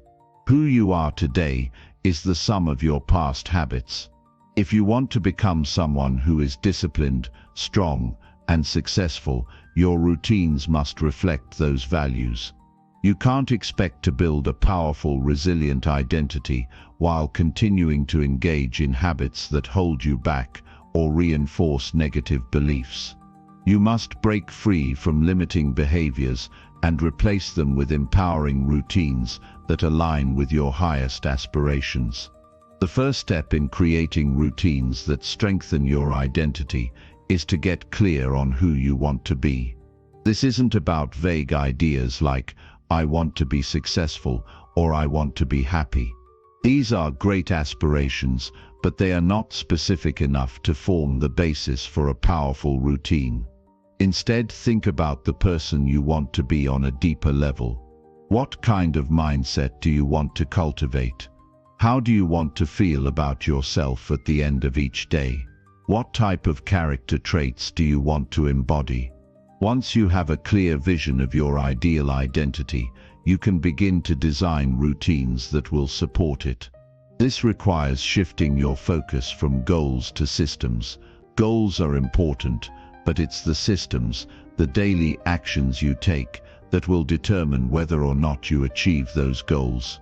If you want to build a resilient mindset, for example, your routine should include habits that strengthen your mental toughness, such as practicing gratitude, journaling your thoughts, or engaging in physical challenges that push you outside of your comfort zone. A routine is much more than a list of tasks. It's a system that feeds your identity. For instance, if you want to be a person who is disciplined and productive, your routine might include setting clear priorities for the day, eliminating distractions, and committing to focused work sessions. You might also schedule regular breaks to maintain your energy levels and prevent burnout. These habits, when consistently practiced, will create a strong foundation for your identity as someone who gets things done and follows through on commitments. The next important step is to prioritize consistency. It's easy to get motivated and start a new routine, but it's the consistency that makes the difference. Many people start routines with excitement, only to abandon them after a few days or weeks. This is where most fail. Routines must become second nature, not something you have to force yourself to do. Consistency breeds momentum. When you commit to a routine long enough to make it a habit, it starts to feel effortless. It becomes part of who you are. Start small. It's better to begin with a few key habits and focus on mastering them before adding more. If you try to change too much too quickly, you'll overwhelm yourself and risk burning out. The key is to build slowly and steadily. Focus on 1 or 2 routines that directly support the identity you're trying to cultivate, then expand from there as those habits become ingrained. For example, if you're trying to build a routine that strengthens your physical health, you might begin by committing to 10 minutes of exercise every morning. Once that becomes a natural part of your day, you can gradually increase the time or intensity. Over time, this daily habit will help you develop the identity of someone who prioritizes health and fitness, and it will naturally expand into other areas of your life. Building a powerful routine also involves managing your energy. The most effective routines are those that not only support your goals but also energize and empower you. If a routine leaves you feeling drained or uninspired, it's not the right fit for you. You must build routines that energize you mentally, physically, and emotionally. Whether it's through a morning meditation to calm your mind, an afternoon walk to refresh your body, or journaling to process your thoughts, your routine should leave you feeling energized and aligned with your true self. Another important aspect is to align your routine with your values. When you live in alignment with your core values, your routines become a reflection of your true self. This alignment gives your routine meaning and makes it easier to stay committed. For example, if you value personal growth, your routine might include reading books that challenge your thinking or listening to podcasts that inspire you to be better. If you value family, your routine might include dedicated time for family activities or conversations that deepen your connection with loved ones. However, it's not just about doing the right actions. The way you approach these routines matters. Your mindset plays a critical role in whether your routines will strengthen your identity. If you approach each routine with a sense of purpose and positivity, you'll cultivate a mindset of growth and self-improvement. If you view your routines as a chore or something you have to do, they will feel like a burden and you'll struggle to stay consistent. On the other hand, when you approach each day with the mindset of "I get to do this," you infuse each moment with meaning and excitement. Your routines won't just be tasks to check off a list. They'll be empowering actions that help you grow into the person you want to become. Equally important is the need for flexibility. Life is unpredictable, and some days things won't go according to plan. The key is not to abandon your routine when things don't go perfectly. Instead, adjust and adapt. If you miss a workout, for example, don't beat yourself up about it. Simply adjust your schedule and find another time to fit it in. Flexibility allows you to stay on track without feeling like you've failed when things don't go as expected. This flexibility is what keeps your routines sustainable in the long term. Another powerful strategy is to track your progress. Keeping track of how well you're sticking to your routines and the results you're seeing can reinforce your commitment and provide valuable feedback. When you see that your routines are yielding positive results, whether it's increased energy, improved focus, or a stronger sense of self, you'll be motivated to continue. Tracking progress also helps you identify areas that need improvement, giving you the opportunity to refine your routine as needed. In the process of creating powerful routines that strengthen your identity, don't forget to celebrate your successes. Acknowledge the progress you've made and give yourself credit for sticking to your routines, especially when it's been difficult. Celebrating your wins, no matter how small, reinforces the positive behavior and strengthens your belief in your ability to follow through. Over time, these celebrations will become a natural part of your routine, reinforcing the identity you're creating for yourself. Ultimately, creating powerful routines is about consciously designing the life you want to live. When you align your actions with your identity and values, your routines become a tool for self-transformation. By prioritizing consistency, managing your energy, and staying flexible, you'll create routines that not only help you reach your goals, but also help you become the best version of yourself. Through dedication, self-awareness, and a commitment to growth, you can turn your routines into the foundation of a powerful, purposeful life. Chapter 18. Stay grounded by cutting mental noise each day. Staying grounded in today's fast-paced, always connected world can be one of the most challenging tasks you'll face.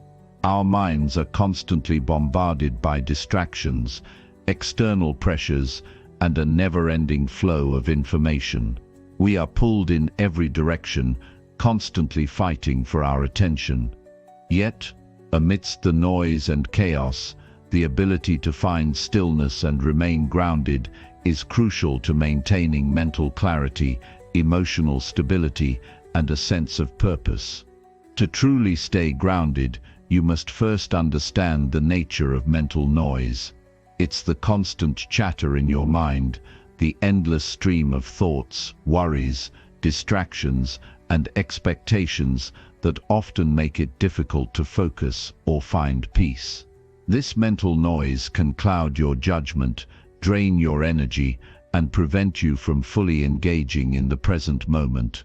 In a world that's moving faster than ever, cutting through that noise is the key to regaining control over your life and your mindset. The first step to staying grounded is becoming aware of the noise itself. Most people go through their days with little awareness of how much mental clutter they carry. It's like living in a house filled with distractions, music blaring, phones buzzing, and people talking. But you can't focus on anything because you're constantly being interrupted. Similarly, your mind is constantly filled with distractions. Your inner dialogue might be telling you what you need to do next, worrying about things you can't control, or thinking about the past. This noise can easily take over and prevent you from being present or focusing on what really matters. Awareness is the key to breaking free from this cycle. The more you understand your thoughts, the better you can manage them. Start by noticing when your mind begins to wander or when you're getting lost in negative thought patterns. Are you replaying past mistakes? Are you worrying about things that are beyond your control? By catching these moments of mental noise, you create an opportunity to choose whether or not to engage with them. Once you become aware of the noise, you can begin to take action to cut through it. One of the most effective ways to do this is through mindfulness practices. Mindfulness is the practice of focusing on the present moment without judgment, and it's one of the most powerful tools for staying grounded.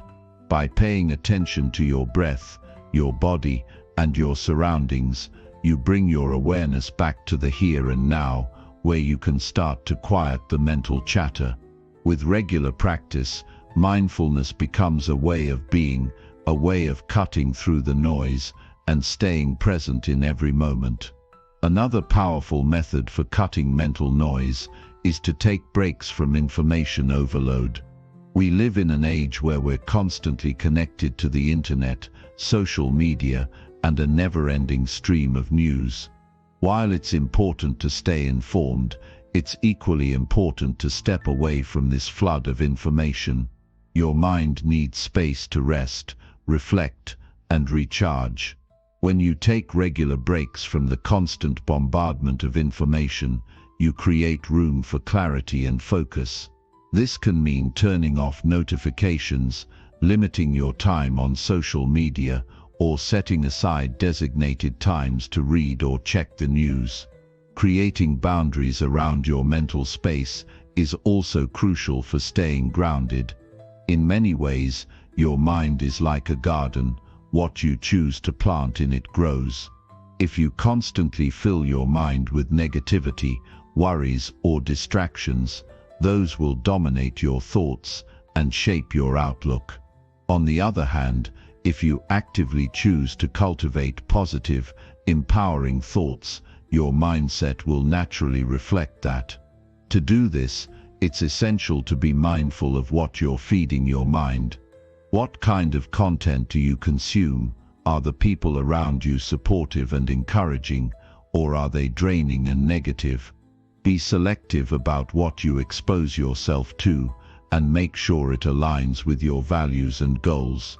One of the most effective practices for cutting mental noise is meditation. Meditation teaches you to focus on the present moment and detach from the constant stream of thoughts. It provides you with the tools to observe your thoughts without getting caught up in them. When you meditate, you learn to let go of the mental chatter and simply be with your thoughts, rather than allowing them to control you. The beauty of meditation lies in its simplicity.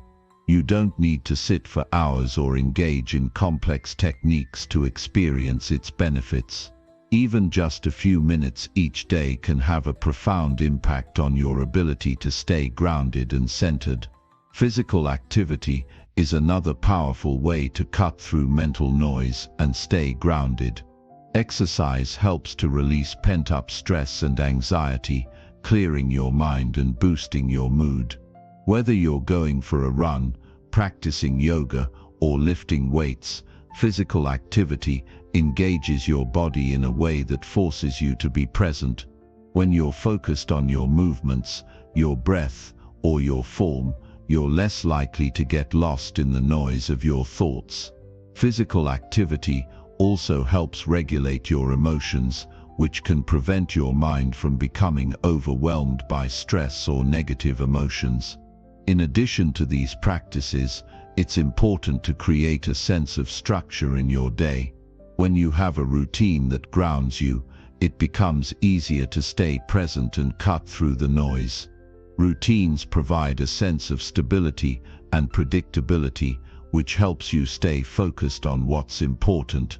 Whether it's a morning routine that sets the tone for your day, or an evening routine that helps you wind down, having structure in your day gives you something solid to hold on to amidst the chaos.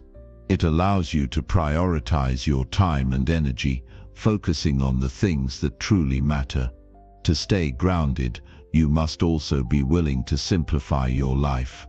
Mental noise often arises from overwhelm and clutter, whether it's physical clutter in your environment or mental clutter from too many commitments and distractions. Simplifying your life means eliminating unnecessary tasks, reducing the amount of clutter in your space, and focusing on what truly matters. It's about saying no to things that drain your energy and yes to things that align with your values and goals. When you simplify, you make space for peace, clarity, and presence. Another key to staying grounded is practicing gratitude. Gratitude shifts your focus from what's lacking to what you already have. It helps you stay centered and grounded in the present moment. When you practice gratitude daily, you begin to see the positive aspects of your life, even in the midst of challenges. Gratitude helps quiet the noise of dissatisfaction and fosters a mindset of appreciation, which can bring you back to a place of balance and peace. Staying grounded is not about eliminating all the noise from your life. It's about learning how to manage it. You can't control every external stimulus, but you can control how you respond to it. By incorporating mindfulness, meditation, physical activity, gratitude, and intentional boundaries, you begin to shift your mindset and create space for calm, clarity, and presence. With consistent practice, staying grounded becomes not just a goal but a way of life. You start to see the world through a lens of peace and clarity, no longer overwhelmed by mental noise but fully engaged in the present moment, where true growth and fulfillment lie. Chapter 19. Keep growing by learning from every small failure. Growth is a continuous process, one that is often forged through adversity, mistakes, and most importantly, failure. Failure is often viewed as something to be avoided, something that signals a lack of ability or a flaw in our character. But in reality, failure is not the enemy. How we respond to it determines whether it will be a setback or a stepping stone. It's through failure that we learn our most valuable lessons, refine our skills, and shape our resilience. If you can reframe your perspective on failure, you will find that it's one of the most powerful tools you have for growth.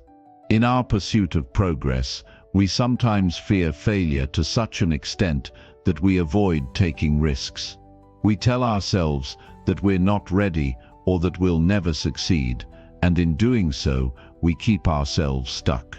This fear can prevent us from trying new things, from stepping outside our comfort zones, and from embracing the full range of experiences that life offers. But every time we avoid failure, we avoid an opportunity for growth. It is in the moments of failure that we gain clarity, wisdom, and understanding about ourselves and our journey. The first step in learning from failure is to shift your mindset. Instead of viewing failure as something negative, start to see it as a natural part of the process. Growth doesn't happen in a straight line. It's a winding road full of twists and turns. Every misstep, every wrong turn is an opportunity to adjust your course, to realign yourself with your goals. Failure isn't a reflection of your worth or your potential. It's simply feedback. It's a moment that tells you what isn't working so you can focus on what will. When you learn to embrace failure, you create space for experimentation. It's only by trying things, sometimes failing, and then adjusting that you make real progress. Every small failure gives you the information you need to do things differently next time. Each attempt you make, whether successful or not, moves you closer to your goals. But if you're too afraid of failing, you may never even take that first step. When failure occurs, it's easy to get caught up in self-doubt. The natural reaction is to question your abilities, your worth, and your potential. But this is exactly the moment when you must make a conscious decision to view failure from a different lens. Ask yourself, what can I learn from this? Instead of allowing the failure to define you, use it to redefine your approach. What went wrong? Why did it go wrong? What could you have done differently? By answering these questions, you begin to unlock the lessons that are hidden within the failure. It's important to remember that no success comes without failure. Every successful person has encountered numerous setbacks on their journey. The difference between those who ultimately succeed and those who give up is their response to failure. When things don't go according to plan, it's easy to throw in the towel, to tell yourself it's just not meant to be. But the true key to success is persistence. The people who keep going despite their failures, who use those failures as stepping stones, are the ones who eventually reach their goals. They don't let failure stop them, they let it propel them forward. Another important aspect of learning from failure is to separate your identity from your mistakes. Too often, we internalize our failures and allow them to shape how we see ourselves. When we fail, we tell ourselves, "I'm not good enough," or "I'm incapable of succeeding." But failure is not who you are. It's simply something that happened. It's an event, not an identity. When you separate your self-worth from your failures, you give yourself the freedom to try again. You give yourself permission to fail, to learn and to grow without feeling that your value is diminished. The key to growth is persistence. Failure becomes less intimidating when you accept it as part of the journey. When you encounter failure, take a moment to reflect on what went wrong, but don't dwell on it. Don't let it keep you from moving forward. Take the lessons, apply them, and keep pushing forward. Remember, every successful person has failed, but they didn't let failure define them. They used it to fuel their next attempt. It's easy to look at someone's success and assume they've always been successful. The truth is, they've failed more times than you can count. What made them successful wasn't avoiding failure, it was how they handled it. When you embrace failure as a teacher, you begin to see every failure as an opportunity to get better, stronger, and more resilient. In fact, failure is often the fastest way to learn. You learn what doesn't work, which in turn helps you figure out what does.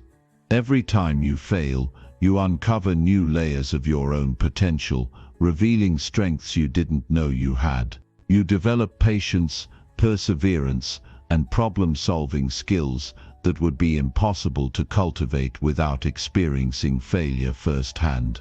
One of the most powerful ways to use failure as a tool for growth is to reflect on it regularly. Don't wait until you've encountered multiple failures to think about what went wrong. As soon as you face a setback, take a moment to analyze it. Ask yourself questions like, what was my goal? What steps did I take? Where did I go wrong? What can I do better next time? By continuously learning from your failures, you accelerate your growth and ensure that you're always moving forward, no matter how many setbacks you face.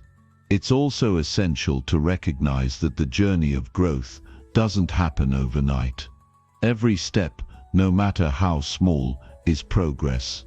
Even the smallest failure provides valuable lessons, and those lessons compound over time.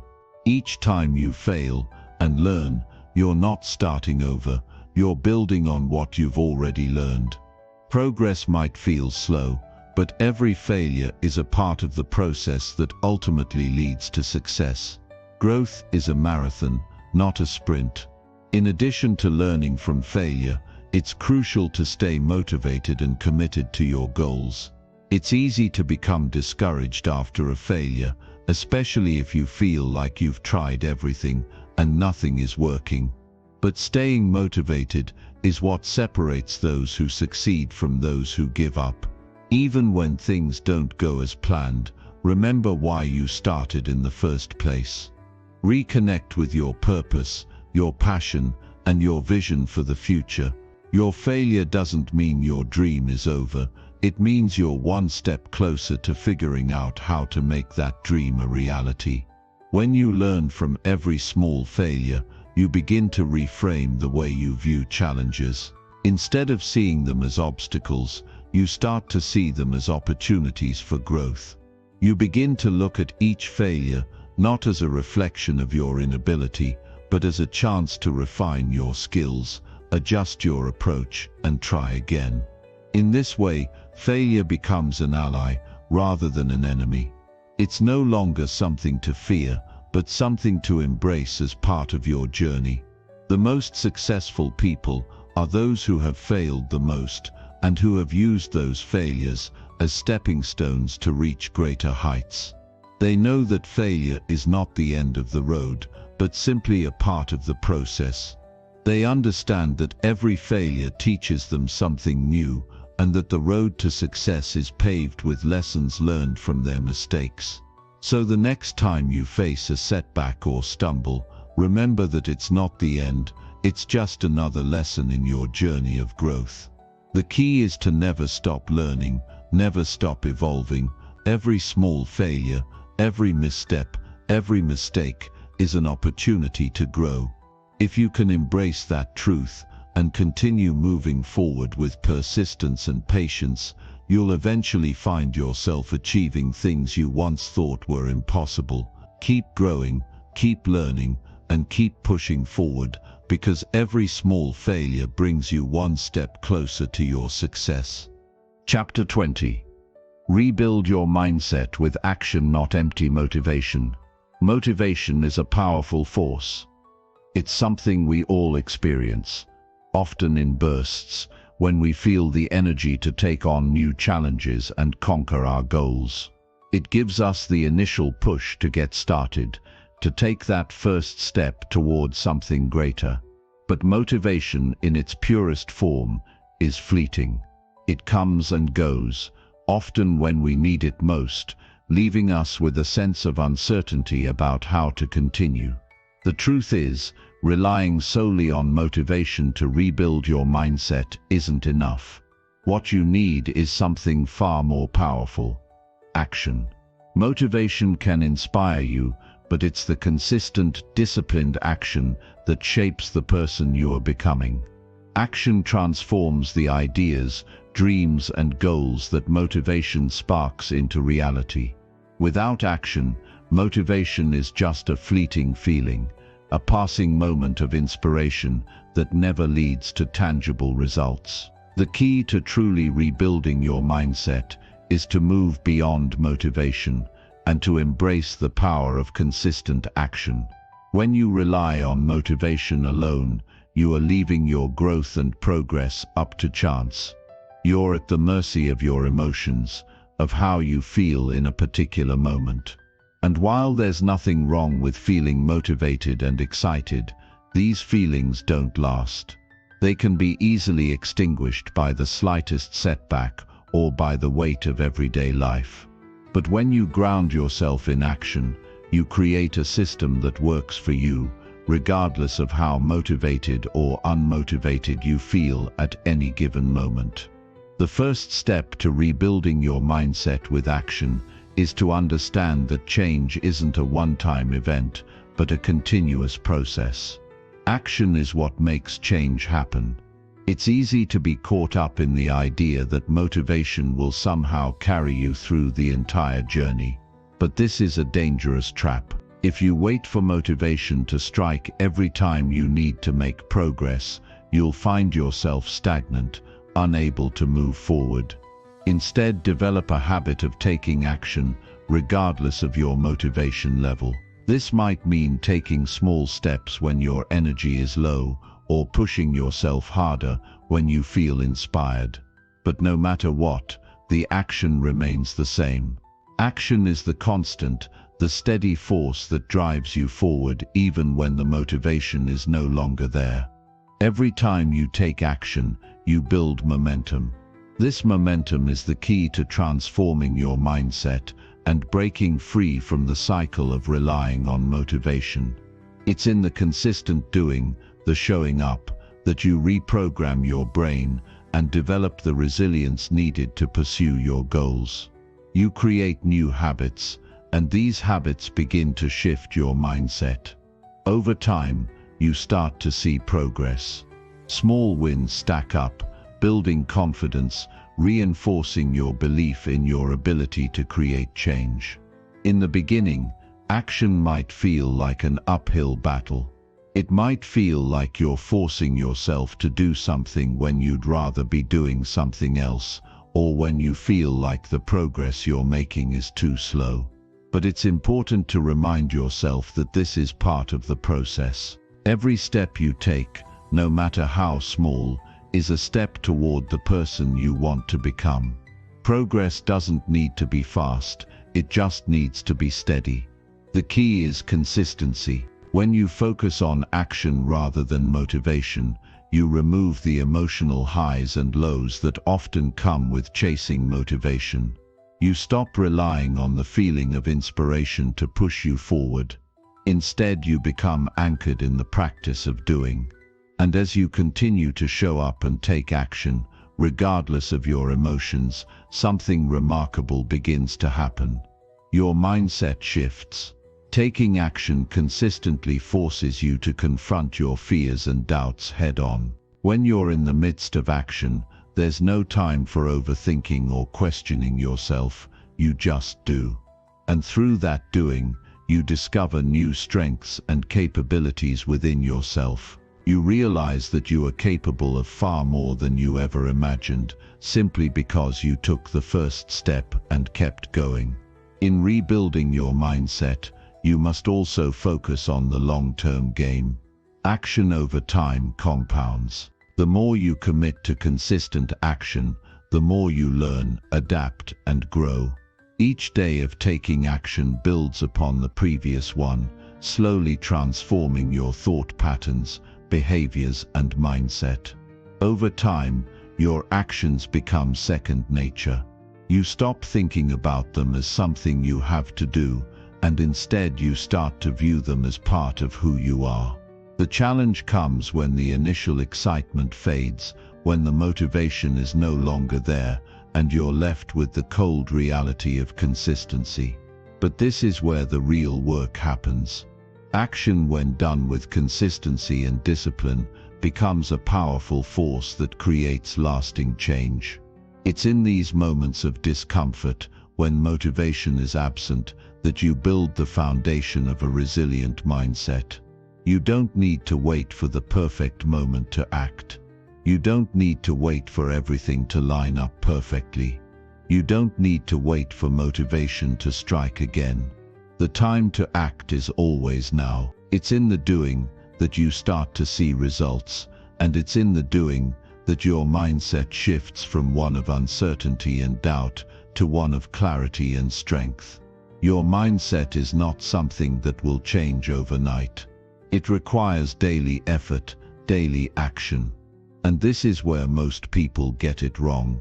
They think that a burst of motivation will fix everything, that one inspirational moment will be the key to unlocking all their potential. But this is an illusion.